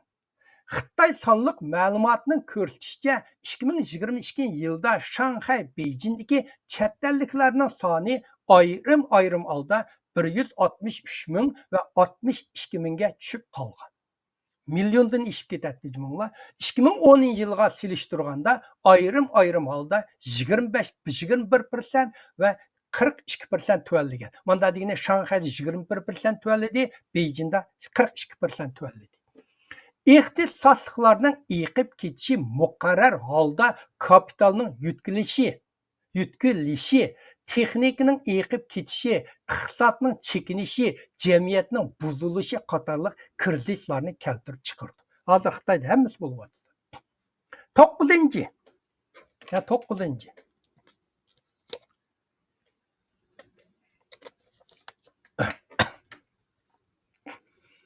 Xitoy O'rta Qrim to'ziqiga tushib qoldi. Mani tushuntirish to'g'ri keldi. O'rta Qrim to'ziqi degan bir davlatning iqtisodiy tez ish bo'lib, ilgirlash bo'lib, kishi beshiga to'g'ri keladigan GDP O'rta Qrim saviyasiga yetgandan keyin to'xtab qilish holati yuz bergan ahvolni tasvirlaydi. Xitoyda shunday bo'ldi-ku, burun biz universitetda men dars o'tgan vaqtimda, u vaqtda bizning maoshimiz men Amerikaga chiqib ketganda 134 yuanti. Hozirgi molni olsam 10 ming so'mdek oldigan bo'lib, shunda tez o'rlab keldi, lekin shu yer tuvallab to'xtab qoldi. Bundaq ahvol yuz berganda yana O'rta Qrim to'ziqi yuz berganda bundaq ahvolga tushib qolgan davlat bunda ahvol chiqib qolsa nima bo'ldi desanglar, shu davlat texnika jihatda ilg'or iqtisodiy gavdalar bilan raqobatlasholmaydi. Xuddi Xitoy, Amerika, Angliya bu cho'ng davlatlar bilan iqtisodiy davlatlar texnik jihatda raqobatlasholmaydi. Shundaqla tanarxida a'zon iqtisodiy gavdalar bilan raqobatlasholmaydi. Hozir Xitoy masalan Filippin, Vyetnamlar bilan tanarxiy jihatda raqobatlasholmaydi. Ularning Xitoydan a'zon. Natijada iqtisodiy hamisha o'rlayolmaydigan yoki tushunmaydigan holatda turdi. Bu Amerikaning amaliyotda strategiyasi Xitoyni ashundaq iqtisodiy hamma odam gadoy kelsa Amerika hech nima sotolmaydi, to'g'rimi? U bak jiq o'rlab kelsa Amerika tahdid bo'ldi. Amerikaning holati Xitoyni mushta holat qilib qo'ysa, hamma odam bir nima ola oladigan, lekin ilgilanmaydigan mushunda holat qilib qo'yish Amerikaning strategiyasi. Yaponiya iqtisod tadqiqot markazining 2023-yil 12-oyda e'lon qilgan Xitoy iqtisodiy krizisga nazar nomli tadqiqot maqolining ko'rsatishicha, men bu maqolani Xitoychadan o'qigan, Xitoycha Jungo Jinji Weiji Zhenwang deydi. Uni o'qigan ko'rsatishicha, agar Xitoy uyumlik bahosining to'satdan tushib ketishdan kelib chiqqan pul muomala krizisini qisqa muddat ichida hal qila olmasa, hamda bahoning davolg'usini nazarda tutganda GDPning haqiqiy eshish sur'ati 1%ga 1% bo'lib qoldi. Xitoyning GDP'si, endi GDP degancha mandal o'ylanglar. Siz uy bo'lsangiz, sizning bütün boyliqingizning umumi, uyingizdagi barliq hatta paytimlardan tortib bankadagi pulingiz, mashina, uydagi bütün asbob, qorajan hammaning umum yig'indisi GDP'si. GDP'si 1% normal chiqdi va O'rta Qrim to'ziqiga tushib qoldi. Xitoy O'rta Qrim to'ziqining oldini olish uchun GDP har yili 6 va 7% o'sishi kerak. Hozir Xitoy 1% chiqib qoldi, 6-7 bo'lmasa qarzi tushib ketadi, issiq ko'paydi, iqtisod butunlay vayron bo'ldi. Xitoy O'rta Qrim to'ziqining oldini olish uchun GDP har yili 6 dan 7%ga o'sishi kerak. Xitoyda texnika yenilik yaratish yetarli emas. Uning ustiga boy nomratlik takshi emas va nupus qerishi tezlashib ketdi. Bularning hammasi qo'shilib Xitoyni O'rta Qrim to'ziqiga ishtirib etdi. 10. Bugun so'zlagan birinchi qismning 10 bölümü Xitoy qabohatlik tushish texi endi boshlandi. Endi bu mening asosiyatdan analizlarim bu. Angliyada nashr qilingan Moliya vaqt kundalik gazeti 2024-yili 2-oyning 4-kuni maqol e'lon qilib shunday yozdi. Maqola qo'shtirnoq ichildi. Bu yil kirgandan boshlab Xitoy Shangang savdo o'rnining bozor qiymatida $1 trillion parga aylanib ketdi. 1 trillion, birinin kayında 12 nol dollarga parga aylanib ketdi. Xitoyning iqtisodiy istiqboli yaqinqi zaman tarixidagi har qanday vaqtidagidan xiralashib ketdi. Üyüzümün bazarının nachar ahvoli bo'lsa, halqılık məsələ baha və setiş miqdarı tuvalligini necha yil bo'ldi. Xitoy chet el mablag'i jalb qilishga har xil tadbirlarni yo'lga qo'ygan bo'lsa-mu, chet ellik mablag' solg'uvchilar yanla uzluksiz qechib ketib bordi. Tirnoq yepildi. Bu ashgillikdan ilib tarjim qilingan. Burun Xitoydagi eng taralgan shuar bo'lsa, paychak ilish, uymilik ilish edi. Hatta Uyg'urlarning og'zidami bu shuar chiqib turadi. Men g'uljilarga 2013-yil bo'lsam haqladi. Voy uymilik ip qo'ysa, oz kundagi necha million pul topamiz. Paychak noit o'syotdi. Hamma Uyg'urlarning og'zidami shun. Salla savdogarlarning og'zida mushtavik ketgan nurg'ullarning aşı paychaklarni opdi. Hozir hech kim bundaq vaqirmaydigan bo'lib ketdi. Çünkü ömürlükle bahası intayin tüvellep çıkıp gitti. Payçek degenden burun $100 pay ağırsa hazır $10 çıkıp kaldı. Amerika New York şehirge caylaşkan Devlet Halka Meblağ Silish Bankası ve pul muamele mülazimet şirketi The Golden Sachs Group. Bu şirketin ismi. Xitoydagi mülk boshqarish şirketi, sug'urta şirketi ve xususiy pay huquqi tipdagi şirketlarning xaridorlaridan, ashundaq şirketlarning xaridorlaridan Xitoy iqtisodining istiqboliga nomer qo'yishni so'rab, 0 bilan 10 ning oralig'idagi nomerni qo'yinglar desa, 0 degan eng nachar, 10 degan eng yaxshi, 71 odam 0 qo'yibdi. Qolganlarning ichida eng yaxshi 3 nomer qo'yibdi. Hozir chet ellik mablag' solg'uvchilar, bo'lib tajribasi mo'l chet ellik mablag' solg'uvchilar bas-basda Xitoydan chiqib ketdi va ketib bordi. Xitoy bozorga bo'lgan ishonchli yillar davom. Bu Xitoy bozorga bo'lgan bu ishonchsiz yillar davomlashadi. Sizning bir aşı xalqaradagi ishonchingiz yo'qolib ketsa, uni qaytarib aklashga intayin tez.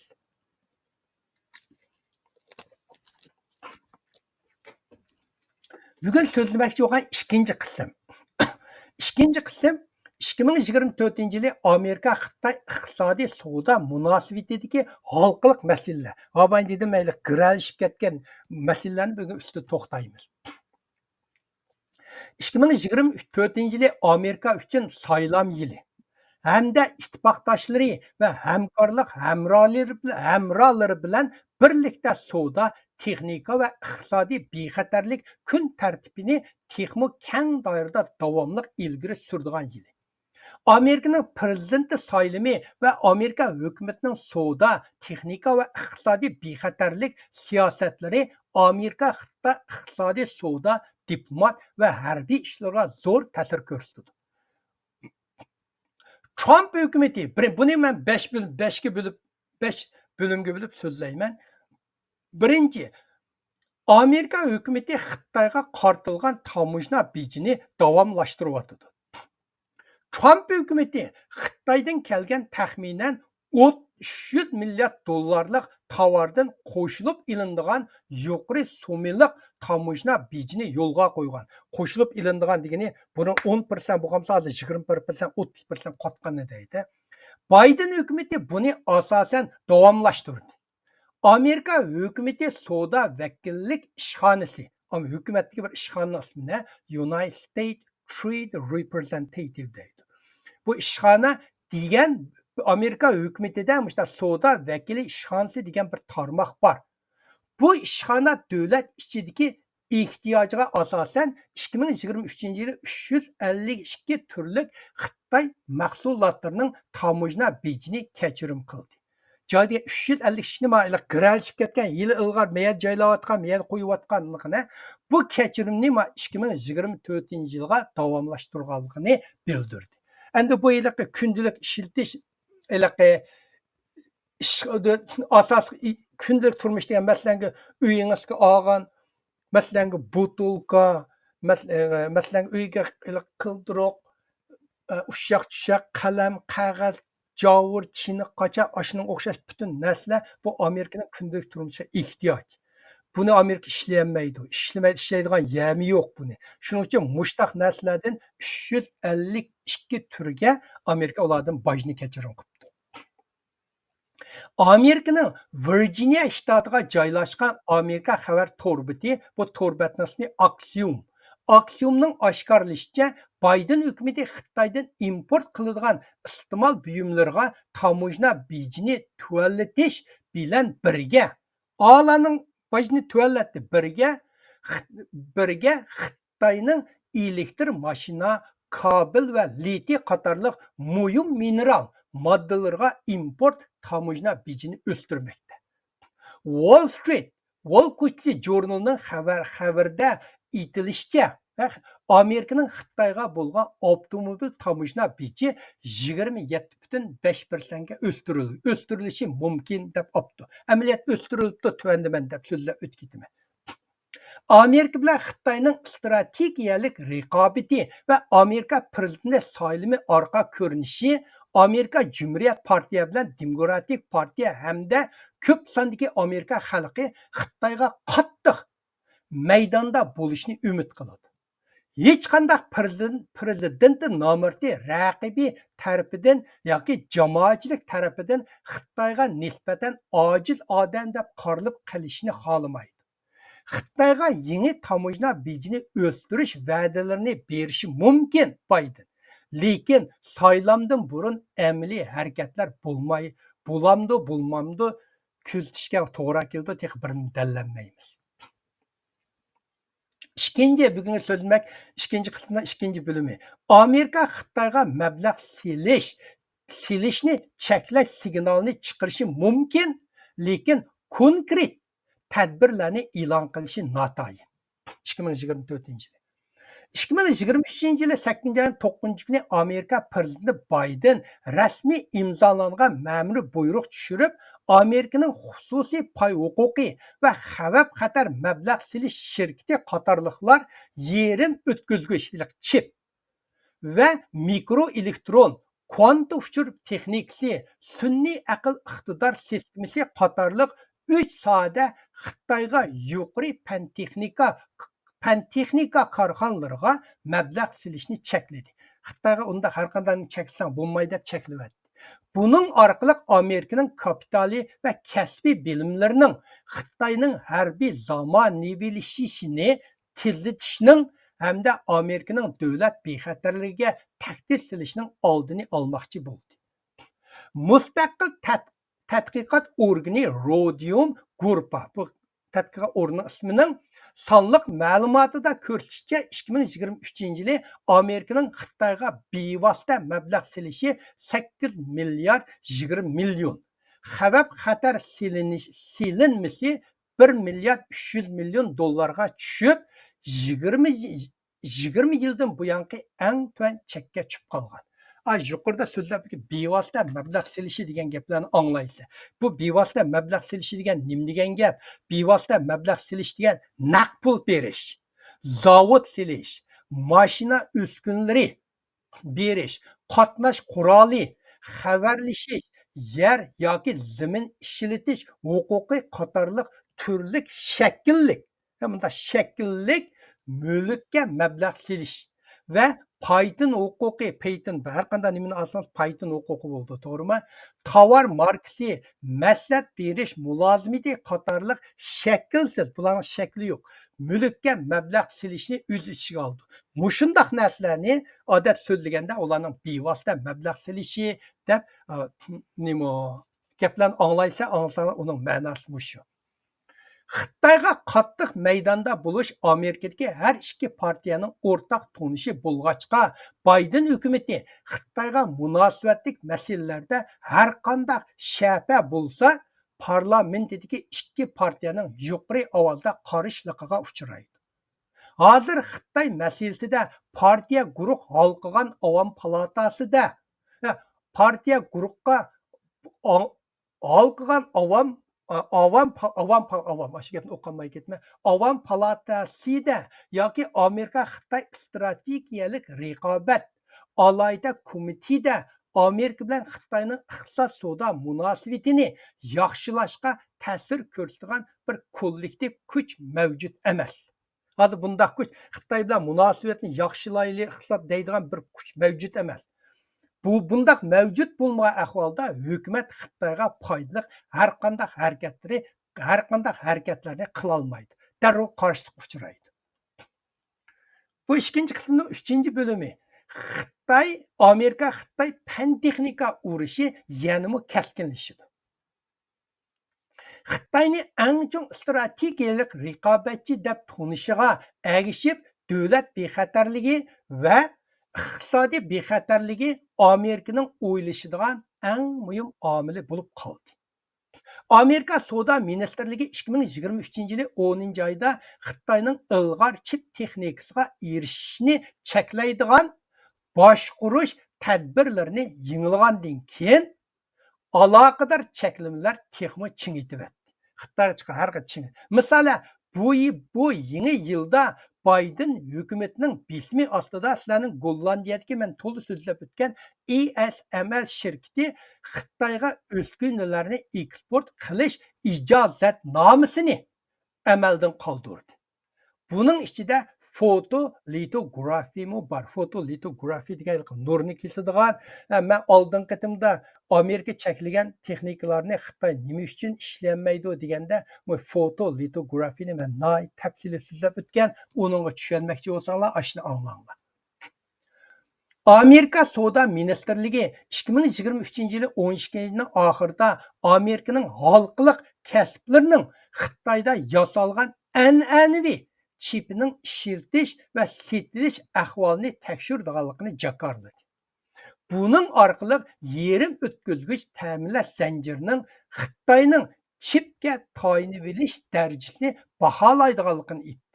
Mening ko'z qarashimda Amerika Xitoyning chip taraqqiyotiga bo'lgan tunish siyosati, Xitoy taraqqiyotiga bo'lgan to'sish siyosati ilg'or ishlab chiqarish texnikasini cheklamay an'anaviy program sohasiga kengaytiryapti. An'anaviy degan nima? Chipni eshitsangiz 28 nanometrdan tuvan bo'lganlarni hozirgi zamonaviy deydi. Yuqori bo'lganni an'anaviy deydi. Ko'nalarda ko'tkarvolar ishlatilganlar. Amaliyot hozir chip degan 2 ga tushib ketdi. U Xitoy yaqin keladigan yer emas. Amerika savdo ministri Gina Raimondo bu siyosatlarini Amerikaning davlat bexatarligi va qimmat qarishini qo'g'dash ekanligi, davlat bexatarligi masalasi suhbatlashishga bo'lmaydigan masala ekanligini aytdi. Bundaq texnikani Xitoyga chiqarish bizning davlat bexatarligimizga ta'sir qildi deb aytdi. Lekin bunda aytgan bilan, mana yana bir muhim.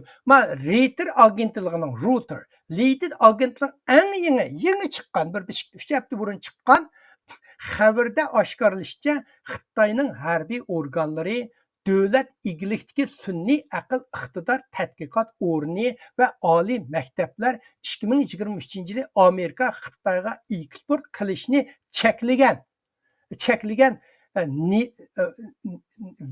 Nvidia ishlab chiqargan yerim o'tkazgichni setib olgan. Yana ular shunchalik chipni setib olibdi. Xitoyning bu chiplarni bu chiplarni qandoq va nadan setib olganligi aniq emas. Buni Amerika Xitoyga eksport qilishni cheklash siyosati ijro qilishda saqlanayotgan qiyinchiliklarni gavdilandirdi. Shunchalar cheklagan bo'lsa-mu, Amerika yana Xitoy ashundaq chiplarni, ilg'or chiplarni setib elib Bu nadan elib oldi? Amerika gaylarını maxfiy setib beryaptımdı, ya o gay bir qarang'u bozorlarga yo'l ichib beryaptımdı, yoki xalqaro boshqa bir nima Amerika chiqargan bir chipni bergan davlatlar, o davlatlar bu Xitoyga setyaptımdı, bu Xitoylar qanday oldi? Amerikada bu to'g'riliq aniq bir nima yo'qki. Reutersning aytishicha, Reuters agentligining aytishicha.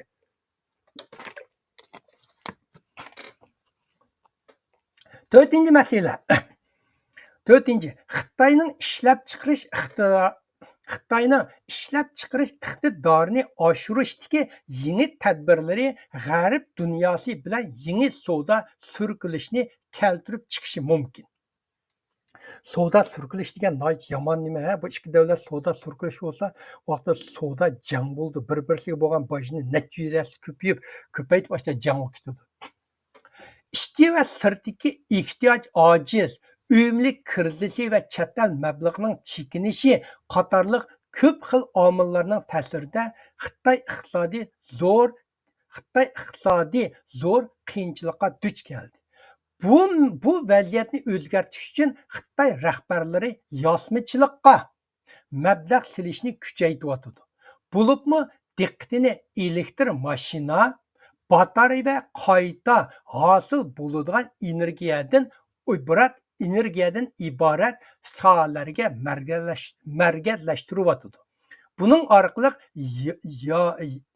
orqali yer sharining karbonlashishini tugutish misobasini ilgari surib, mis va litr qatorliq tovarlarga bo'lgan ehtiyojini qo'zg'ayotdi. Dunyoning lit bilan mis ikkisi bo'lgan ehtiyojni ko'rsatyapti. Esinglarda bo'lsin, bu lit bilan mis, bu Xitoy dunyoga setayotgan bu boylikning 70% bizning Sharq Turkistondan chiqadi. Xitoyning bu siyosati Xitoy bilan taraqqiy topgan davlatlar hamda sanoatlashishning tuvan bosqichiga qarab tirishib ilgarilayotgan iqtisodiy gavlar orasida yangi bir navbatlik dunyo savdo jiddiylashishiga asos soldi. Yuqorida ikki atalg'ini so'zlab o'tgandan biri yosmichilik. Odatda bu gapni inglizcha manufacturing deydi, xitoycha jizoya deydi. Bu yosmichilik degan nima desinglar? Bu yosmichilik degan moliya, energiya, uskuna, mablag', qurol, texnika, uchur va odam kuchi qatorliqlardan foydalanib, kishilar ishlatadigan foydalangan cho'ng tipdagi qurol. Zavodlarga basanlar yaman cho'ng tip qurollar bor. Qurol, sanoat buyumlari va turmush iste'mol mahsulotlarini yasab chiqadigan jarayonni ko'rsatadi. Mushu jarayonni yosmichilik deb ataydi. Yosmichilik kasbi har qanday davlatningki asosiy gavsiligi, xalq egiligining asosiy gavsi deb qaraldi. Bu gapni. Ikkinchisi yuqorida yana bir atalg'ini so'zlab o'tgandim. Birisi qayta hosil bo'ladigan energiya. Masalan, ko'mirni kuysa tugab ketadi, o qayta hosil bo'lmaydi. Qayta hosil bo'ladigan degan tabiiy boylikdan hosil bo'ladigan energiya. Masalan, quyosh energiya. O kelaverdi, uningda ufrab ketmaydi, yo'qolib ketmaydi. Shamol energiya yo'qolib ketmaydi, keldi, to'qin chiqardi, ya'ni kelaverdi. Uning suv elektriya energiya yo'qolib ketmaydi, suvni chiqardi, bu yoqda o'tib ketadi. Bu energiyalarni to'liqlash nisbati quritish nisbatidan yuqori bo'ldi. To'g'rimi? Suvni qilsangiz bo'laverdi, buni to'liqlamak nihoyat oson. Mushundaqlarni qayta hosil bo'ladigan energiya deydi. Ko'mirlar unda emas. Amerika savdo ministrligi e'lon qilgan sonliq ma'lumotda ko'rsatishicha, 2023-yili Amerikaning Xitoydan import qilgan tovarlari 2022-yildan 20% tuvanlagan. 2024-yildan buyanqi eng tuvan saviyaga yetgan. Yo'q, 2004-yildan buyanqi eng tuvan saviyaga yetgan. Hozir Amerika korxonalari Xitoyni ishonchli ta'minlovchi deb qaramaydigan bo'ldi. Xitoy bilan kelib chiqqan savdo surkilish Xitoy iqtisodini texmo murakkablashtirdi. Bugun bu ikkinchi qismda 5-si Amerika Xitoy ikki taraf davomli iqtisodiy savdo masalasi to'g'risida suhbatni kuchaytirdi. Bular mushundaq bir chetdan jazogan bilan bular o'ttir yana suhbatni kuchaytirib, qo'y masalalarni hal qilishga tirishadi. Amerikaning moliya ministri Janet Yellen bu yil Xitoyni yana ziyorat qilishni o'ylayapti. 2004-yil yana ziyorat qilishni. U 2023-yil 12-oyda Amerika Xitoy savdo kengashi qurilganligining 50 yilligini xotirlash ziyofatida savdo sohasining rahbarlariga so'z qilganda Amerika Xitoy bilan aniq fikr almashtirishga davomli kuch chiqarganligini bildirib mundaq dedi. Hamma qo'shtirnoq. Biz barliq ixtiloflarimizni hal qilishni izlanmaymiz. Hamda barliq silkinishdan bu iqtisod sohasida mushta to'qilish, mushta bo'lgan jiddiylikni silkinish deb ataydi. Silkinishdan saqlanishni izlanmaymiz. Bu reallik emas. Bizning nishonimiz bizning fikr almashtirishimizni elastiklikqa ega qilish. Bir-birimizni tushunishga, yo'l qo'yishga demoqchida, bundaq bo'lganda fikrimiz birdek bo'lmaganda, silkinish yuz berganda biz xato tushunishdan keltirib chiqargan voqeaning kuchayishining hamda ziyon yetkazishining oldini olamiz deydi. Qo'shtirnoq yopildi. Bu ayolning qildi. Janet Yellen Xitoyni ziyorat qilib kelgandan keyin iqtisod va pul muomala xizmat guruhining xizmat guruhisini yo'lga qo'yib rasmiy yana bir guruh qurdi. Mohiyatlik iqtisod va pul muomala masalasida uchrashish va fikr almashtirishni ilib beryapti. Amerika savdo ministri Gina Raimondo 2023-yili Xitoyga ziyoratga borgan mezgilda yangi xizmat guruhi qurib, ikki davlat o'rtasida savdo va mablag' silish masalasini hal qilishga qo'shildi. 2024-yili 1-oyning 10-kuni ikki davlatning ministrlari so'zlashib, savdo qaralmasini bir taraf qilishning muhimligini ta'kidladi.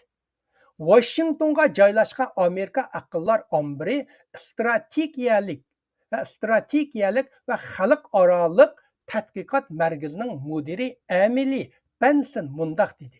Diplomat jihatda bir maydon krizisdan saqlanish bir ko'zga ko'ringan xizmat bo'lib hisoblanadi.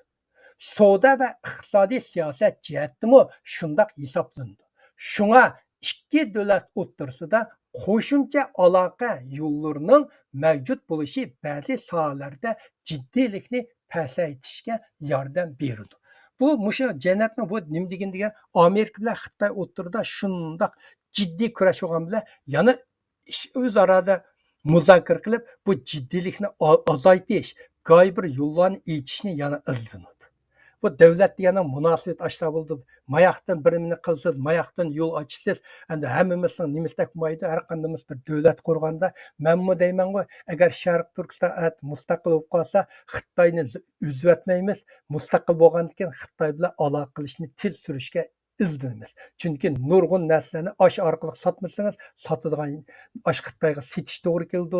Nurg'un narsalarni oshlarga chiqarish to'g'ri keldi. Davlat munosabat degan oshinda bo'ldi. Bir tarafdan jazo qo'ydi, hujum qilsiz, bir jihatdan tabriklaysiz, mukofotlaysiz, ashtamamdi. Bugun so'zlamoqchi bo'lgan 3-qism. Xitoy masalan, mishan hammamiz keldikda Xitoy, men buni nurg'un Xitoy YouTube'dagi nurg'un suhbatlarni anglagandan keyin buni yig'inchoqlab endi analizini yozganim. Xitoy to'rbatlarida bu to'g'riliq keng doir suhbat bo'ladi. Xitoy 40 yil islohot etishni yo'lga qo'ygandan keyin nima uchun iqtisod chekinish yuz berdi? G'arb psixologiya sohasida aktiv psixika degan bir tafakkur yo'lini tahlil qilish usuli bor. Uni aktiv psixika. Uni aktiv psixika deydi. U bizni pasiv kayfiyatga emas, balki masalalarga aktiv nuqtadan muomala qilishga ilhomlantirdi. Bu xil tafakkur qilish usuli ijodjonlikni oshirishga, masalani hal qilishga va psixika sog'lomligini yaxshilashga foydali. Bu usulni qabul qilganlar mayli qanday raqobat va ig'vorgarchilik duch kelsin, o'ng yo'linishlik nuqtadan tafakkur qilib aktiv hal qilish loyihasini tuzib chiqadi. Har qanday ahvolda buni qanday qilamiz? Men biz uchun foydali bir nima deb turdi. Amerikaning sobiq prezidenti Donald Trump hukumatidan burun Dünyadagi har qaysi davlatlarning Xitoyga bo'lgan tadqiqoti, bo'libmi Xitoy iqtisodiga bo'lgan tadqiqotlari bir xil aktiv psixika usulida bo'lgan. Bu xil tafakkurni asos qilish nuqtasi qilgan G'arb dunyosi garchi Xitoy iqtisodida turli masalalarni bayqon bo'lsa-mu, umum jihatda Xitoy iqtisodini kun sari yaxshilanyotidi, hatto Amerika bilan martabasi barobar bo'lib, dunyo iqtisodining muhim nuqtasi bo'ladi deb qarab kelgan. Bu xil ko'z qarash Xitoy madaniyatini bilmaslikdan yoki bilsimi ko'z oldidagi manfaat uchun e'tiborsizlik qilishdan kelib chiqqan. Islohot ichib etilgandan keyin Xitoy bora-bora G'arb ellari bilan o'xshash bo'ladi degan ong bir xil yoshirin tushunchadan paydo bo'lgan. Xitoy qandoq islohot ichib etishdan qat'iy nazar bir mustabid davlat bo'lishdan qutulolmaydi degan hukmni qabul qilmaslikdan kelib chiqqan. 2024-yili 1-17 kuni Wall Street Journal Xitoy iqtisodi 2024-yilga daldingshib qadam qo'ydi degan maqolani e'lon qildi. Bu maqol inglizchada China's economy limps into 2022 degani maqolni e'lon qilib mundaq yozdi. Hozir butun dunyo bir reallikni ko'rdi. Xitoy iqtisodi chekinib ketganda qiladi. Ammo noiti oz kishilar bir nuqtadan o'ylashib boqmagan.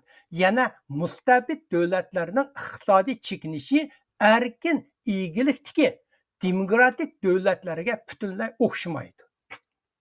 Demokratik davlatlarning iqtisodiy gullanishining normal davri orqali mustabid davlatlarning iqtisodiy chekinishiga hukm qilishga bo'lmaydi. Chunki mustabid davlatlarning gullanishini uning tuzum va siyosatlari vujudga keltirgan. Mustabid davlatlarda iqtisodning chekinishi amaliyotda uning tuzumining mag'lub bo'lganligining mahsuloti. Bu gapdagi gap, buni bir nayt murakkab gap, bu iqtisod. Buni biroz tushuncha berib o'tib ketay. Bu maqolning bu yozmasiga bir oz tushuncha berish to'g'ri keladi. Bu maqolning da'vatqini, demokratik davlatlarning hammasi erkin iqtisod, hukumat iqtisodni umumyuzlik kontrol qilmaydi. Agar iqtisodning chekinishi ko'rilsa, bozor tangshash orqali chekinishni qutuldirgani bo'ladi. Buni chekinishsa hukumat aralashmaydi, bozorning tangshilishi qo'yib berdi. Masalan, 30 yil burun Yaponiyaning iqtisodining tushkunligi uzun yil davomlashib, noiti uzun iqtisodiy tuan pallini shakllantirgan. Lekin Yevropaning erkin demokratiya tuzumi mag'lub bo'lmadi. Hozir Yaponiya iqtisodi qaytadan asliga kelishga boshladi. Mustabid davlatlarning iqtisodiy chekinishi demokratik davlatlarga butunlay o'xshamaydi. Mustabid davlatlarning iqtisodini aslidanla hukumat ma'muriy vositalar orqali kuchli ilgari surgan. Masalan, Xitoyning o'tgan 20 yildagi uyumli ko'pik butunlay mamlakat bo'yicha hukumatning bir tutash boshqurishda borliqqa kelgan. Uyumli korxonalar hamma silishi Xitoyda hukumat boshqurdi. Shuning uchun bu ko'pikning portlashi faqat bozorning nacharlashganligidanla emas, balki hukumatning mag'lub bo'lishini bayon qiladi. So'zning ma'nosi mushtaq, yani davomli tushuntiray. Mustabid davlatlarda iqtisodiy chekinish yuz berib qolsa, xuddi iqtisodiy rak alomatlari umumyuzlik qo'zg'alib ketgandek, uning ustiga oxirgi bosqichga kelgandek bo'ldi. U vaqtida barliq operatsiya bilan ilivitish, kimyoterapiya, radiatsiyalik davolash qatorliqlarmi unumsiz bo'lib qoldi. Hozir rakni asosan 3 usul bilan davolaydi. Bu dal hozirgi Xitoyda namoyon bo'layotgan ahvol. Shuning uchun Xitoy iqtisodiga Xitoy hukumati har xil amallarni qo'llansimi qutqizolmaydi. Xitoy iqtisodining chekinishi dastlabda Xitoy iqtisodining turki bo'lgan uyumlik kasbining vayron bo'lishidan boshlangan. Xingdan bo'lsa Xitoydagi eng chong uyumlik shirkati. Xingda buning misoli. Buningga ergashib ko'p miqdordagi o'rta kichik korxonalar xizmatchilarni qisqartdi yoki maoshni kamaytdi, ishsizlik nisbati o'rladi, andin o'rta kichik korxonalarning vayron bo'lish to'lqini paydo bo'ldi. Keyin Xitoy iqtisodining chekinishi texmi ilgirlab yadro sohalariga yana moliya qiyinchilikqa qadam qo'ydi. Bu har qanday davlat iqtisodining eng qiyinchilik uchragan moliya sohasi. 2023 yılının ahırda Xitayning har darajalik moliyalarning qarzi GDP'nin 3 hassa ishib ketdi. Xuddi sizning uydagi bütün narsanızın boyligini bir yer qilsangiz, sizning olgan qarzingiz sizning bütün boyligingizdan 3 hassa chiqdi degan gap. GDP degan shu, masalan GDP degan uyingizning shu paytimlardan tortib baxan hisoblaydi. Hammani hisoblagandan keyin shuni GDP deymiz, yerlik tilda hisob. 3 hassada ishib ketdi. Bu Xitoy qarzini qaytarishga amalsiz qoldi. Yeni qarzlar tarqitib, ko'na qarzlar to'lash siyosatini yo'lga qo'yish orqali qarzni keyniga surib keldi. Xuddi masalan siz bir odamga $1000 qarzi bo'lsangiz, uni darrol yeningizdan to'lanmasangiz, yana bir odamga berib, bir do'stingizdan $1000 elib, "Mening qarzimni to'lab, uning qarzi bo'lish." Hozir Xitoyda qilayotgani shu o'zi. Uningga ot to'shib qolsa, darrol yana bir yaqin bir odash bir $1000 beradi, uning elib aniqab 3-4 oy dam olish. Uyg'urchada uning do'ppisini buning keydirish deymiz. Ya, uning do'ppini buning keydirib, shunday qilishda buni. Buni Xitoyning qilayotgani shu. Qarzni setib, zoyum setib olgan pulni mana to'lab shuni qilyapti. Bu moliya qiyinchilikni bir taraf qilolmay ommaviy avtobusni to'xtatish, shahar muhit tozaligi ishchilarining maoshini bermas. Nurg'un shaharlarda shahar muhit tozalik ishchilari qolmadi. Bermas.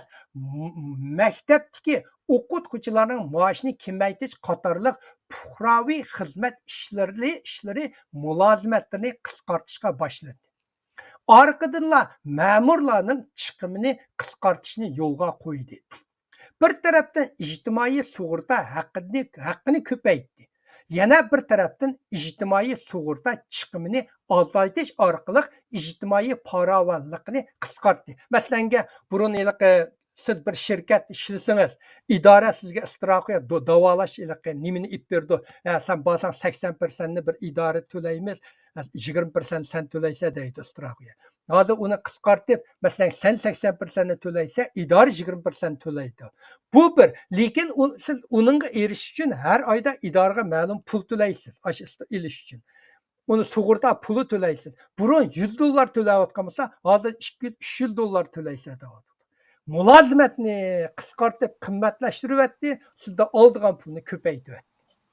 Xuddi bu Xi Jinping ixro qilgandek, Xitoy iqtisodining chekinishining eng yadroliq qismi bo'lsa pul muomala krizisi. Xitoyning iqtisodiy chekinishi qachongacha davomlashadi? Xitoy iqtisodiy qisqa vaqt ichida yimirlamaydi. Mening ko'z qarashimda yimir. Balki 10 yildan ortiq vaqt ketadi.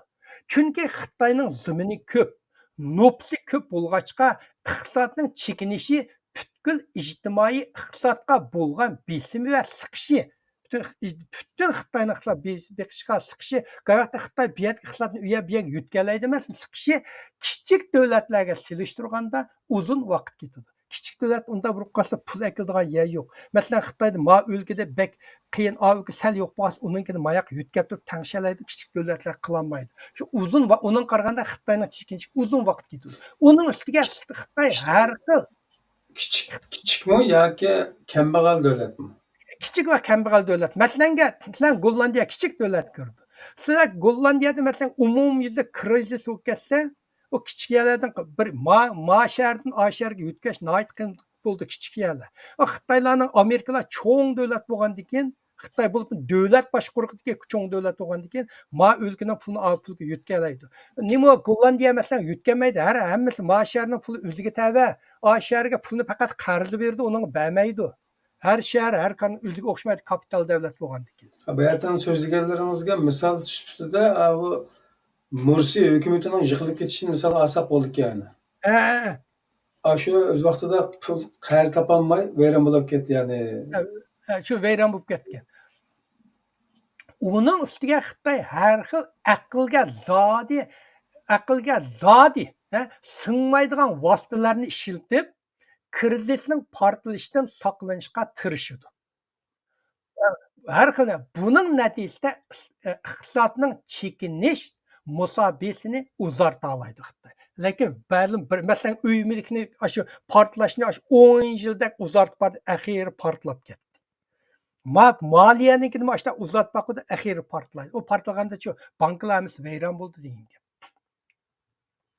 Demokratik davlatlardagi kishilar mustabid davlatlarning zavolliqqa yuzlanishini o'zlarining kechirmishi va erkin jamiyatlarda to'plangan tasavvuri orqali tushunadi va analiz qildi. Bu ko'p vaqtlarda xato mo'ljalashga sababchi bo'ldi. Rostda, masalan, Amerikadagi vaziyat ufqumi orqali Xitoy vaziyatini analiz qilsa xatolik chiqadi. Shunga chiqqan gap. Masalan, buning bir misoli Sovet ittifoqining yimirilishi buning tipik misoli. Dunyoning har qaysi joylariga Sovet ittifoqi mutaxassislari faqat Sovet ittifoqi hokimiyatining muqim bo'lganligini isbotladi. Ular vayron bo'ldi deb bu davomlashdi dedi. Ammo parchalanishish sababi va jarayonni yakunlanmagan shu vaqtda. Butun dunyoga nihoyatda tas tuyulib ketgan. Xitoy iqtisodining chekinishdagi universal alomatlarining yadrosi moliya krizisi va pul muomala krizisi. Bu ikkisi Xitoy lekin chunqur yushurdi. Buni oshkorlamaydi buni Xitoy. Bu ikkisini Xitoy chunqur yushurdi. Bu ikkisini tushunish nihoyat qiyin. Bunun tushunish uchun inglizcha, xitoycha nashr qilgan maliyat dokladlarni va kitoblarni izchil o'qib chiqishga to'g'ri keldi. Bu oson emas. Men misha deb qo'yay, endi poatni deb qolmanglar. Mushu bir iqtisodiy bir ishga leksiya berish uchun men kitob nimalarni hamma o'qisam necha ming bat birini o'qib chiqib ketaman. Ashlarni uchun için. Chunki u yerda aniq birini bo'lgan yomon tas. Shunda jiq maqollarni anglash to'g'ri keldi. Soatlab shu mutaxassislarning fikrlarini anglash to'g'ri keldi. Ashlarni yig'incha endi tushunish qildi. Endi tushunishga odam biroz tushunish paydo bo'lib, birini yezib, haqqa so'zligidek birini paydo qiladi. Yuqorida men ikki nima so'zlab ketdim. Bu ufquni o'tdinglar, doim anglaysizlar. Moliya krizisi va pul muomala krizisi. Bu ikkisi nima degan gap? Maliye krizisi, İngilizce financial crisis deydi, Xitoycha jinrongviji deydi. Bu deganlik bir davlat yoki bir qancha davlatning pul muomala ko'rsatgichlari, pul muomalaning hamma narsani ko'rsatgich bor, ig'ir havo rayonining ko'rsatgichi bor, qancha bo'ldigan, buningmi ko'rsatgich bo'ladi. Ko'rsatgichlari nima desanglar, misolan, qisqa muddatlik o'sim nisbati, pul mulki, naqd pul mulki, aksiya pay bozori, uy mulk, yer bahosi, savdo vayron bo'lish soni, qanchalik korxona va banklar vayron bo'ldi va pul muomala organlarining vayron bo'lishi, banklarning soni qatorliq hammasida yoki ko'pinchada jiddiy qisqa muddatlik ve dərəcədən təşkil dəvrlik načarlaşqan əhvalını göstərdi. Bu əhvallarını pul müamilə krizisi deydi.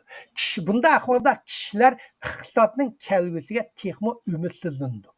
Pul qiyməti bir qədər çoğun düşüdü. İqtisadının işi zərbiga uçraydı. Karxanalar zor miqdarda vayron buludu. İşsizlik nisbati ösüdü.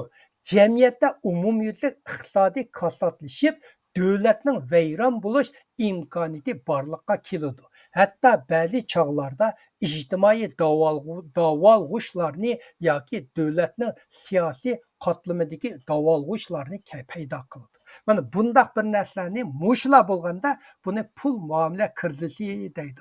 Doim anglaysizlar bu gapni. Undan keyin yana birisi moliya krizisi.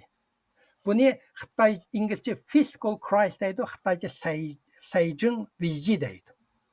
Bunda bu degani bu nima degan gap degan desanglar, bu davlat moliyasining kirim chiqim xom cho'tida zo'r qizil raqam ko'rinib, kirim kirimi chiqimiga yetolmasdan kirimi chiqimiga yetishmay qizil nima qarzi shiddatla ko'payib borliq yoki qisman davlat qarzini to'lashni to'xtatishga majbur bo'lgan va ig'ir pul paxalliqni keltirib chiqargan ahvolni tasvirlaydi. Bu xuddi masalan o'zingizni o'yin desangiz, masalan sizga $1000 qarzi bo'ldingiz. Buni hech qanday sizning barliq moliyalaringiz shu masalanga $100,000 deb qo'yay. $100,000 bo'lsangiz, sizning barliq moliyalaringiz shu bo'lsa, uni to'lanmaganda moliya qarzi bankda hech qanday pulingiz qolmagan bunday ahvolni moliya krediti deydi. Shoshqa moliya krediti pul muomala kreditidan ig'ir bo'ladi. Bankada bevosita pul qolmaydi. Shuning uchun bu ahvolni doim anglaysiz. Har qanday to'g'rini anglasanglar, har kunda deganda anglab turgan tushuncha berib o'tdi. Endi mushuni bilan so'zladim. Bir necha kun burun bir dokladni angladim. Shu doklad mening bugungi xulos so'zim bo'lib qoldi. Ishkim bu shu dokladni anglab yozganim xulos so'z bo'lib qolsin.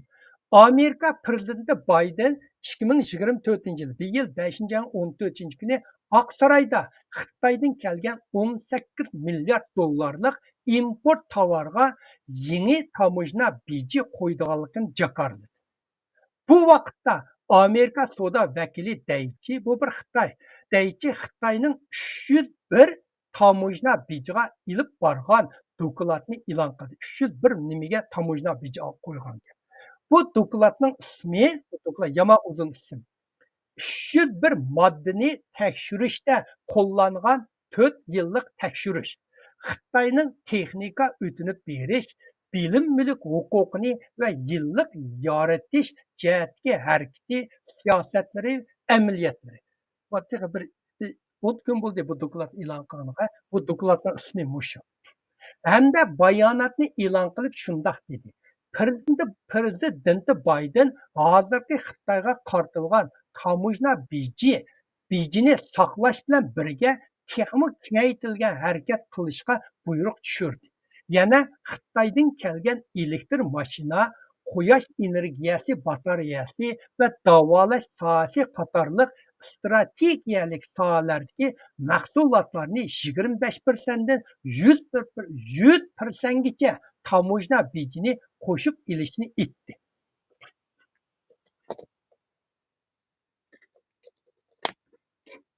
Hammasini o'qib chiqmadim, qisqartmasini o'qidim. Bundan keyin bir 20 betligini. Bularda 193 bet bu baş. Buldu ondan keyin hammasida qisqartmasi bo'ladi. Ya shuni. Bu 193 betlik doklad shundaq deb yozdi. Shundaq deb yakun chiqardi. Xitoy texnika o'tinib berishga munosabatlik nurg'un qilmish siyosat va usullarini o'zgartmadi. Xitoyning bu qilmish siyosat va usullari Amerikaning savdosiga davomli yuk bo'lib kelyotidi va cheklama qo'yyotidi. Xitoy tub xarakterlik islohotni qo'g'lashmadi. Tub xarakterlik islohotni qo'g'lashmadi, balki ko'na qilmishlarni davomlashtiryotidi. Hamda ba'zi ahvollarda texmo hujum qilish xarakterlik harakatlarni ilib bordi. Masalan, tor hujum qilish, tor orqali o'g'irlash, chet el texnikasiga erishish va o'zlashtirish qatorliqlarni o'z ichiga oladi. Xitoyning bu qilmishlari Amerika savdosini ig'irlashtiryapti va cheklayapti. Bu dokladning so'zlari. Bu doklad yana shundoq dedi. 301 moddalik tamojna beji Amerikaning Xitoydan import qilishini azaytishga foydali. Hem Amerikaning ittifoqdoshlarini va hamrohlarini o'z ichiga olgan boshqa manbalardan import qilib, Amerikaning ta'minlash zanjirining ko'p xillashiga va elastikligiga bo'lishiga foydali. Bu modda Xitoyning adil bo'lmagan texnika o'tinib berishiga aloqador siyosat va usullarni tugatishga ilhom berdi. Xitoyning bu siyosat va usullari Amerikaning savdosiga davomli ovargarchilik akilidi hamda Amerikadagi ishchilar va korxonalarning manfaatiga ziyon yetadi. Bu dokladning qisqartmasi tek 10 kun bo'ldi jumonglar bu dokladni e'lon qilgani. Masalan, Amerika Xitoydan kelgan tuvandagi mahsulotlarga 25%dan 10%gacha tamojna bijin oldi. Nurg'unjiq men 7 kunda sizlarga o'qib beray. Nima bajarganligini, ha? Bilib qo'yinglar. Mushta narsalar mana bir jamiyat vaziyatining mohiyatini ko'rsatadigan narsalar. Ma keldilar ancha emas. Masalan, Amerika bosh qo'ygan qisman po'lat, alyumin mahsulotlarining tamojna beji nisbatini 2024-yili 7,5%dan 25%ga o'stirildi. 2023-yili 7,5'ti, 2024-yili 25%ga o'stirildi. Yerim o'tkazgich chipning tamojna beji nisbati 2025-yili kelasi yili 25%dan 50%ga o'stirildi. Elektr mashinaning tamojna beji nisbati 2024-yili bir yil 25%dan 100%ga o'stirildi. Burun 25% olibdiki 100%. Xitoy bir $50,000 mashinani akirsa $50,000 bosh to'laydi. Litiy-ionik elektr mashina batareyasining tamojna beji nisbatini 2024-yili 7,5%dan 25%ga o'stirildi. Men buni aşağıdan tarjima qilib o'qiyapman. Litiy-ionik elektr bo'lmagan mashina batareyasining tamojna beji nisbatini 2024-yili 7,5%dan 25%ga o'stirildi. Batareya zapchastlarining tamojna beji nisbati 2024-yili 7,5dan 25%ga o'stirildi. Tabiiy grafit va mangulik magnitning tamojna beji nisbati 2026-ga hozir 0'ga 26-yilda 0'dan 25% o'stirildi. Hozirgacha bajamatdi. Qisman halqiliq mineral moddalarning tamojna baja nisbati 2024-yili 0'dan 25%ga o'stirildi. Burun 0% bajamatga hozir 25% o'stirildi. Quyosh energiyasi batareyasining tamojna beji nisbati 2024-yili 25%dan hozir 25% oladiki 50%ga o'stirildi. Portdagi kranlarning tamojna beji nisbati 2024-yili 0'dan 25%ga o'stirildi. Shipris va yingnining beji o'qil urdigan narsalarning beji tamojna beji nisbati 2024-yili 0'dan 50%ga o'stirildi. Shaxsiylarning qo'g'dinish va nafaslantirish o'skunlari maska tamojna beji nisbati 2024-yili 7,5dan 25%ga o'stirildi. Doktorlarga borsak nafas oladigan oksigen hamma narsalarning 7,dan 25ga. Oxiri yana bir davlatda davolashda ishlatadigan va operatsiyada ishlatadigan kavuch palayning tamojna beji nisbati 2024-yili 7,dan 25% o'sdi. Men buni uchun bir necha xil tuvan qilib so'zladim. Men bularni inglizchadan bevos tarjima qilib o'qib beryapman sizlarga. Mushu baja mushundaq o'stirildi. Shuningdan qarasanglar bo'ldi, Xitoyninki iqtisodiy qanchalik nacharlashib ketib qolganligini ko'rsanglar bo'ldi. Xitoy vo deb olgan bilan amaliyotda ichi qavoqlashib ketdi. Amerikaga har bir kirgan narsani o bir davlat degan yan bir davlatni cheklaganda kirmaysa deb urmaydi. Qanday cheklaydi desanglar, baja orqali cheklaydi. Bajnicha akirsun, akirmansan shu bajni to'lasang bizning davlat foyda, akirsan akir bajmushinchik deydi. Shuning bilan ufka bugungi so'zlagan so'zim meni oxirlashdi. Savolinglar bo'lsa javob beray, bo'lmasa oyoqlashtirib tugatsak bo'ladi. Ko'p rahmat. Kuzatish doirasi keng doiralik bo'lgandan keyin buni har sohaga diqqat qilgan insonlardan boshqasi ma'nosi tutib olmaydigan darajada kengrab hozir. Masala shu, hozirgi nimada Avropaning bozor mashina bozori nimasiga nazar solgan vaqtimizda elektrik mashinaniki Avropa bozorida kirish sur'atida o'rlashganligini ko'ryapmizda bozorga kirishda. Ya'ni insonlar tarafidan qabul qilinishda, iste'mol qilinishda. Va undan boshqa mana shu koronavirus deyotgan Xitoy virusidan boshlangan o'xshamagan saviyadagi to'lqinliq chiqib turayotgan Bayqut chaqiriqininki kuchlik ojiz ta'sir ko'rsatishidan qat'iy nazar Xitoyninki umumiy nisbatdagi Avropa tarafga chiqarayotgan eksport miqdorida izchil o'rlash bog'liq to'g'risida materiallarni o'qib ko'ryapmizda. Va yana Xitoyninki virus boshlashdan ilgari bir balvoq bir yo'li munosabati bilan dunyoning har qaysi yerlaridagi qarzga bo'g'ish hilasi bilan chiqargan iqtisodi bor-da boshqa davlatlarning. Ularning ba'zilaridan qaytaram ololmaydiganligi haqida xabarlar bor. Yani bir tarafdan qarasa bir vayronchilik, yana bir tarafdan qarasa shu bambukka o'xshash fursat beklayotgan, baxillayotgan bir holat bor. Sizning kuzatishingizda bu pozitiv, negativ nuqtasidan qayon qarab ketyapti? Endi men yuqorini so'zlab ketdim.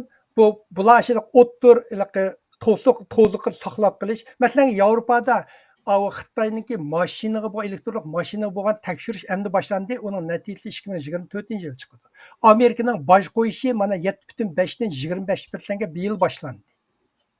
Elektron mashinaga 100% qo'shdi. 25% masalan siz 10 dollarlık bir maşin çıkarsanız, burun 100 ming, mesela 100 ming dollarlık bir maşin çıkarsanız, burun 25 ming dollar baj aladı. Şu vaqtda umumiy maşinin kıymeti, Amerika kirish kıymeti 125 ming dollar bo'ladi. Hozir Amerika va 2004'den 100'e 100 qo'shdi. Bu vaqtda 100 ming dollarlık bajni Amerika kirgansiz 200 ming dollar bo'ldi. Bu vaqtda siz uningdan arzon satsangiz, butunlay o'zingizning shu mashina ishlab chiqargan butun nimasini bersangiz foyda olmaysiz. Bu jihatdan undaqda bozorda o'xshash qimmatga, o'xshash markadagi boshqa mashinaning sommasidan Xitoyninki bahosi oshib ketadi degan gap chiqqanda. Shundasmi Xitoyninkida yanmaslanga masalan Gollandiya ishlamaydi-ku. Hozir buni ishlayotgan elektron mashina asosiy Yaponiya bilan Koreya ishladi, nimada bu ishlayotdi. Yaponiyaning mashinasi masalan sizlar kirsa, Yaponiyaning mashinasi hozir bozorga qarasangiz Xitoyning mashinasidan xeyli jiq qimmat. Shuning uchun xalqlar Xitoy mashinasi oldi arzon. Masalan Yaponiyaning 50 ming bo'lsa, Xitoyning 30 ming bo'lsa, albatta 30 mingni oldi. Yilning oxiri bu ikki jihatdan Xitoyning mashinasi menimcha 2 yil davom bermay to'xtaydi. Xitoyning mashinasi hozir bir chetdan Yevropa tekshirishni endi ipmadi. Amerika berib e'lon qilib endi o'stadi. Yilning oxiri chiqirdi deb e'lon qildi Yevropa ittifoqi. Chiqsa shu vaqtda shuning qarab bojni ko'paytirdi. Hozir qancha % oldi? 5% olamdi, 10% olamdi. Ommamda uqmayman Yevropaniki texnologiyasi. Shu vaqtda bo'lsa, shu vaqtda masalan Xitoyning bejini masalan hozir 30 ming bo'lsa 50% o'stirib olsa, u vaqtda 50 ming dollardek bo'ladi. Yevropa boy. O vaqtda 50 ming dollarlik Xitoy beji mashinasi meyadi ba 50 ming dollarlik Yaponning beji meyadi bo'lsa, xalqlar Yaponningini oldi. Yaponga bo'lgan ishonchi yuqori. Hozir uningki Xitoy mashinalari yangi kirishib qolganda bularning ojiz nuqtalari endi ko'ryapti. Batareyalar kuyib ketib bordi. Batareya Xitoyning eng cho'ng sirtqa eksport bo'lgan sog'an datkan pulning eng cho'ng'i biri batareyada dunyo batareya bozorini kontrol qilmas deydi. U degan necha yuz milliardlik savdoda. Shuning shunday shu batareya bozorini hozir bu savdo dunyo talashayotgan narsa. Endi bir davlatda masalan Trump hukumatida Xitoyni butunlay to'xtatayotgan bilan Biden hukumati kelganda xalqning kunlik turmushiga ishlaydigan 356 xil narsaning bajini kechirinib kirishga yo'l qo'ydi. Masalan, bo'lmasa, masalanga tirnoq og'ish. Buni kim ishlaydi? Amerika ishlamaydi buni. Bundan hech foyda pul yo'q.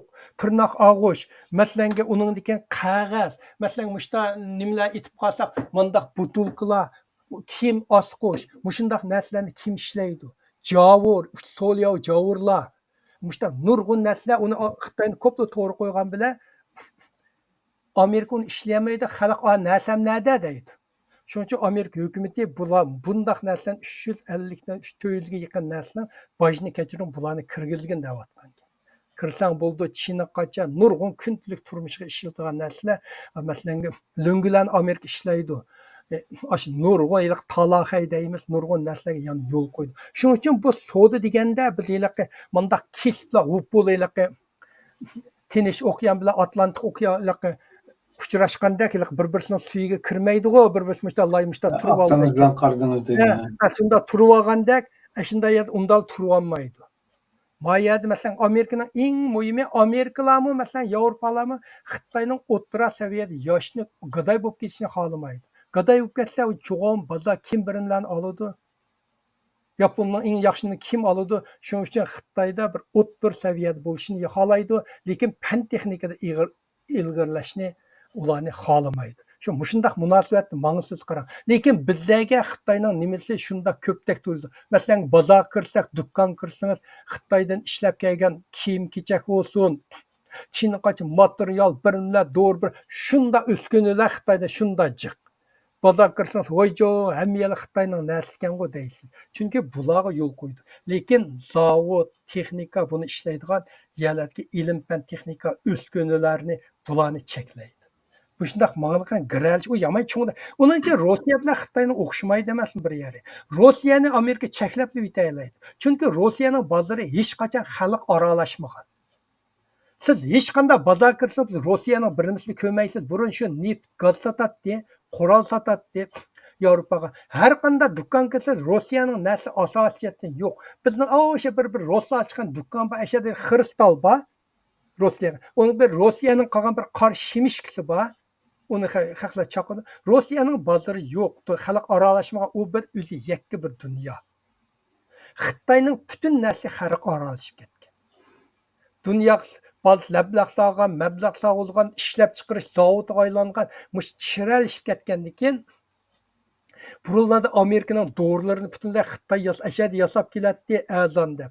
Hamma chiralishib ketgandan keyin u Xitoy bilan unda munosabatda o'ziga ish yo'q, davlat manfaatiga uyg'un kelmaydi. Shuning uchun qaysini to'rayman, qaysini saklayman, qaysini qilaman, qaysini qanchalik bosh qo'yman, ashlarni bir hisoblab o'tirib, ikki davlatni o'tirga ixtiloslamasdan o'tirda irib o'ynaydigan shaxmatlar bu qarang. Okay.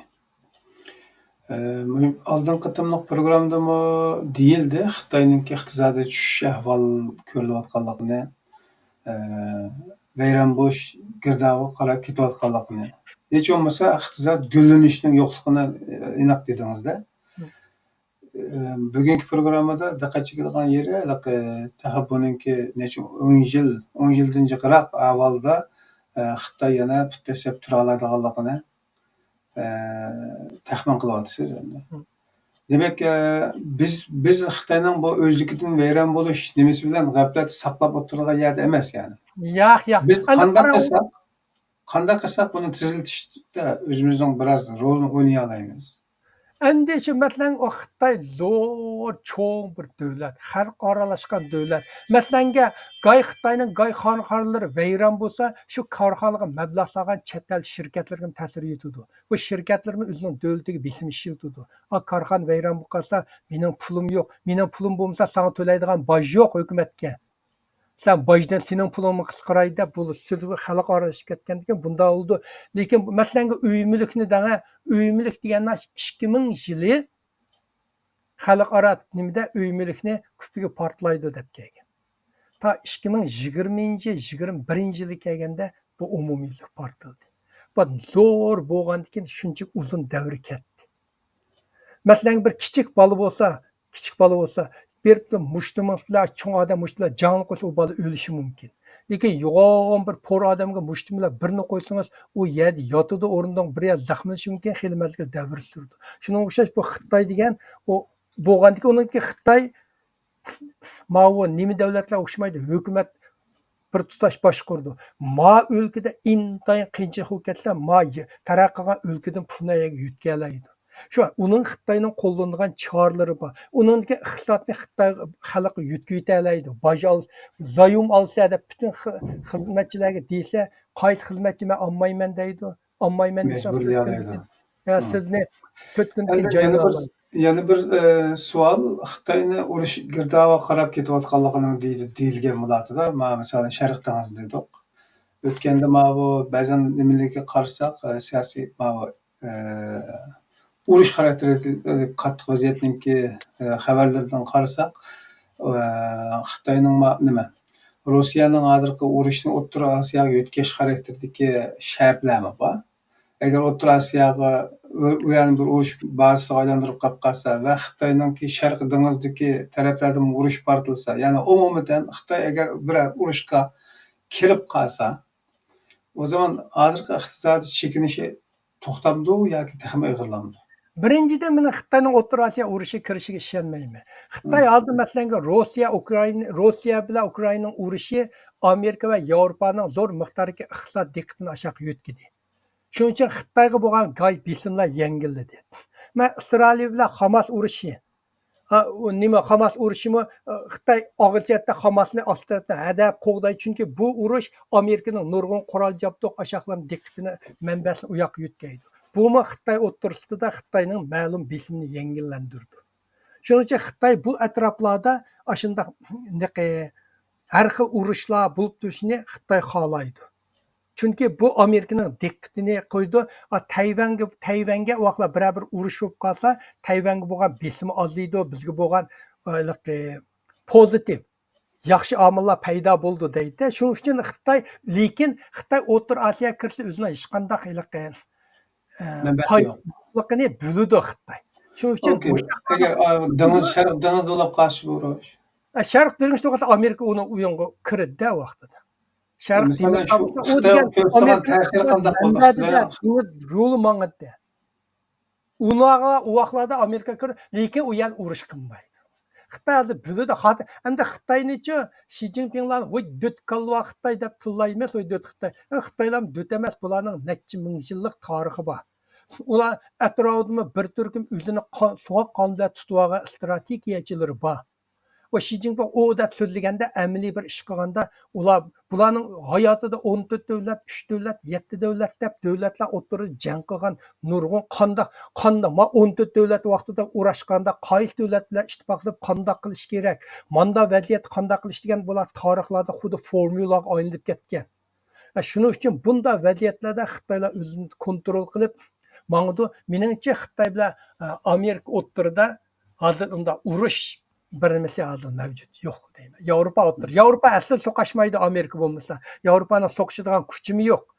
To'g'rimi? Yevropa asosan butun davlat kirimining 2%nimi mudofaaga ishlatmaydi. 2%ni ishlatmaydi. GDPning 2%ni ishlatmaydi. Asosan uchun xalqning turmushi yaxshi, u yerda Kanada ishlatmaydi. Amerika qaraychi uchun Amerika bu yerlarda nim qo'ydi Avstraliyani bütün kuchi bilan Amerikaning qo'g'dishi mumkin. Agar Avstraliya ketib qolsa, butun O'rta Sharq ketadi degan gap Amerikaning qo'lida. O'rta Sharq ketib qolsa, arablarning butun davlatlarni bunda tizginlaydigan kuch qolmaydi. Arablarni tizginlab kuch qolmasa, arab har yili Amerikadan 20-30 milliard qurol oldi. Mayni Amerika OPEC kontrol qiladi.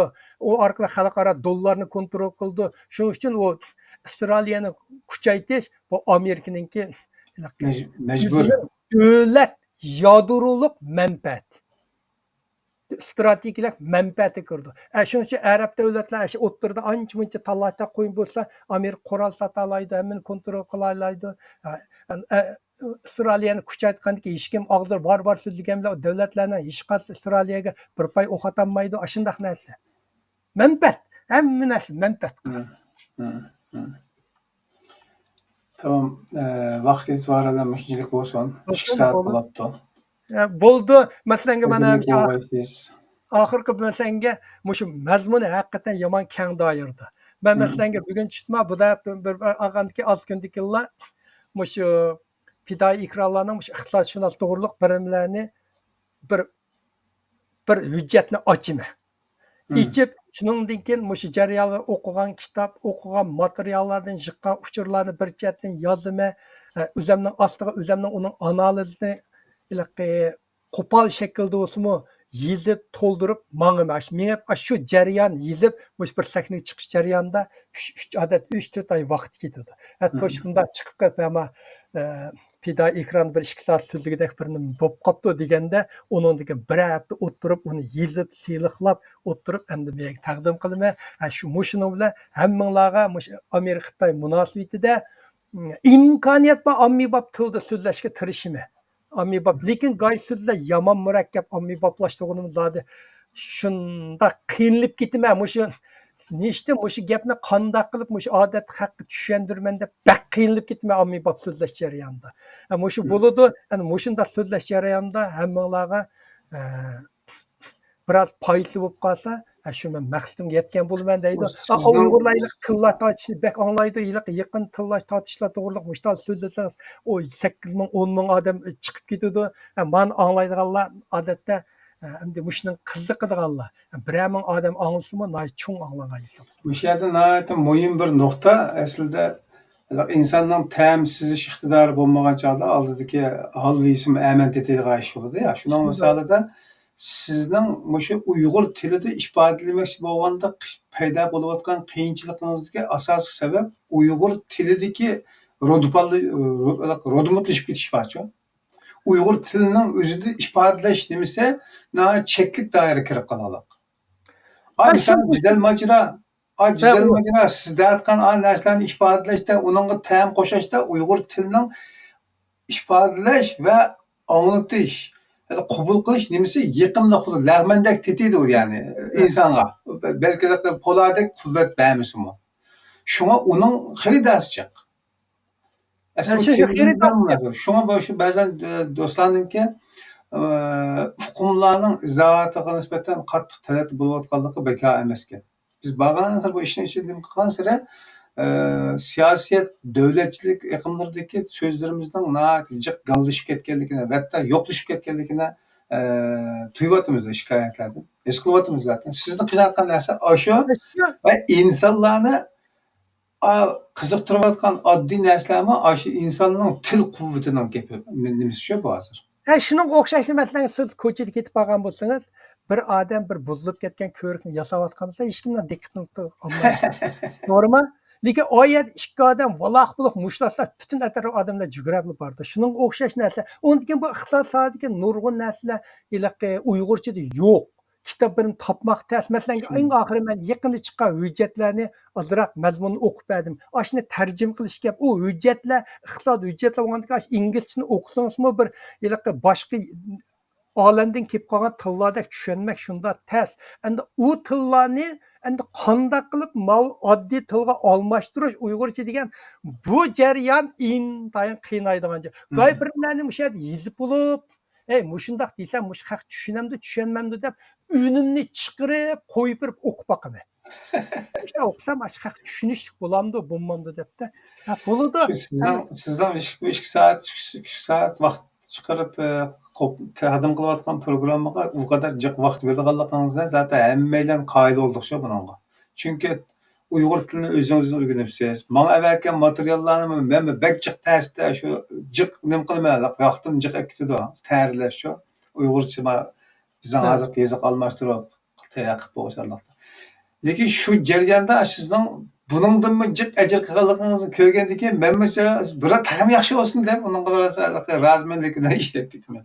Masalan, do'stlarningmi shu sizni ta'qib qilgan do'stlarningmi shu sizning samimiyatingiz ajr qilishlaringizdan ta'sirli bo'lsa, u qadar jiq vaqt sarf qilayotgan ekan deb uning bir vazn berilgan ekan. O'shaning mavzusini ilyapmiz. Lekin har holda insonlarning hozirgi ijtimoiy siyosiy kayfiyati toza nima emas, turaqsiz, besh kesitilgan qo'ydek putunlar ketyotidi, qo'li narda yuridi, bilmaylik hozircha millatning. Shunga biroz iqim bir iqim hosil qilinmoqlik, mayli siyosiy jihatdan bo'lsin, mayli iqtisodiy jihatdan bo'lsin, mayli ma'rif sistemasi bo'lsin. O'tganda Pidoyil ekranni bo'rondak mangan vaqtlarida qayonga tasib shuanga mangandek bir xil ko'ringan bilan hozir endi do'konlar olib ketdi. Hammasini o'z oldiga muqomlar olib ketgandan keyin hammasi o'z oldiga bir simfoniya bo'lib ketdi. Şoňa insanlaryň garaýdygan ýerleri jyk bolup ketdi. Ama ekranlaryky köpünçe ekranlar ma'lum maksat muddanyň içinde bolganlygy üçin universal xarakterdeki halk menfaatine asas kılgan garazsiz taqdimler azlap ketdi. Siz endi Ondan şunu izchil dowam kılýatsy. men Ajably masalanki bolýardy. ama 2 gün burun Abdurrahim G'niynikida ilaqma Dolqun Aysa bilan Nuri Turkanning jinsiy parakentlik haqida chiqmildi. Bütün tayyorlagan vaqtim yarim soat ketmaydi. O'qib ilaqa hujjatni topdim, bir inglizchalar munda men ketdim. Shu o'qida qog'oz uzamdi. Hozir qadar 2 kun ichida hozir bunda habay chiqishni bir qilsam, ko'ygan odam 8 ming deyishib ketibdi. Shunda uningdagi mazmunmi shunchak oddiy, oz mazmun, istibo basul degan bir mazmun shuncha alan chiqargan mushta nimani shu kirishdan burun bir yarim soat tayyorladimki. Shu bir qor hujjatni ko'rdim mushta. Endi undaq masalan choyxon shakldagi uning oldida mo'ylaqi Xi Jinpingninki Yevropa va Rossiyaga qilgan nimasi to'g'riliqmi? Endi uni kunda men anglab ko'rib turgandikan, u undaq nimalarni so'zlamak oson. Men bir uning oldida ala bir 2 soatdak bir xalqarodagi hujjatlarni Amerikada bir qor ko'rib ketdim. Chiqib ketdimda uning tayyorlab chiqib so'zlayversiz bundaq narsa. Bundaq choyxon shakldagi narsa uningda leksiya bo'lmagandan choyxona shaklidagi narsani chiqib so'zlab ketavergan bo'ldi. Bu yerda hech qanday iqtisodiy birimlar ancha bo'lmagandan keyin makatda uning vazifasi ma'du deb undaqlar so'zlamak nihoyat oson. Masalan, har qanday siz meni bir kuni chaqirib, "Mavlanka, ma to'g'riliq birim so'zlamsiz" desangiz 15 minut vaqt bersangiz kirib chiqib so'zlayveraman. O ilaqa fikr so'zlaysiz, men so'zlayman, ikkimiz mudda so'zlagandan keyin bu choyxona buningga nihoyat oson. Buludu Ama şu özgür ömür olur de. Ama hani Buludu. mayli ajali bo'lg'aysiz inshaalloh yana bir qatimli tayyorlig'imizda 6-oylik ko'rishamiz. safarda o'tdim bir oy Xudoyim buyursa. Undan keyin yana Xudoyim ama nisb qilsa ko'rishib nisb qilamiz. İnşallah. Bo'ladi. Ma'qul aka, xo'sh. Alloh emanet. Muhterem qarindoshlar, bugungi program bu kadar bo'ldi. Mavlon Yasin efendim izchil ekrandan maqsad g'oyasini to'g'ri tushungan, taqdim qilayotgan programmalarni biz uchun emas, millatga xizmat bo'lsin uchun, o'zi uchun qilayotganligini yaxshi tushungan bo'lib, ziyoli bo'lganligi uchun izchil davom qilyotdi. Quliqini peshini tortgan, quliqini burab baqqan, har xil gaplar bilan to'lg'ab baqqanlarni pisand qilmoqlik. Bizning ekrandan dastlab eshitishga maqsad muddaoyimizmi hech o'zgarish yo'q. Ekrandan boshqa fikr, taqdimkorlarning taqdimlariga ishimiz har qachon ochiq. Ammo qo'y so'yib mehmon qiladigan yoki yo'g'on bichimish tutib umashta qilgan iqtidorimiz bo'lmaganligi uchun, haqsiz bo'lganligi uchun bizning qo'limizdan qisib keldi. Xizmatimiz davom qilyotdi. Ammo to'xtab qolganlar o'zi biladi nima uchun to'xtaganligini, qolganlarmi aqliga bo'lgan ekan, his qilasizlar, tushunasizlar. Lekin bizning haqqimizda o'ylanayotgan bo'lsanglar, ishimiz har vaqt ochiq. Millatga foydali bo'lgan har qanday fikr, ko'z qarashlarni o'rtoqlashsanglar, albatta xizmatinglarni olib bo'lamiz. Omon bo'linglar, inshaalloh kelgusi programda ko'rishaylik. Assalomu alaykum va rahmatullohi va barakatuh.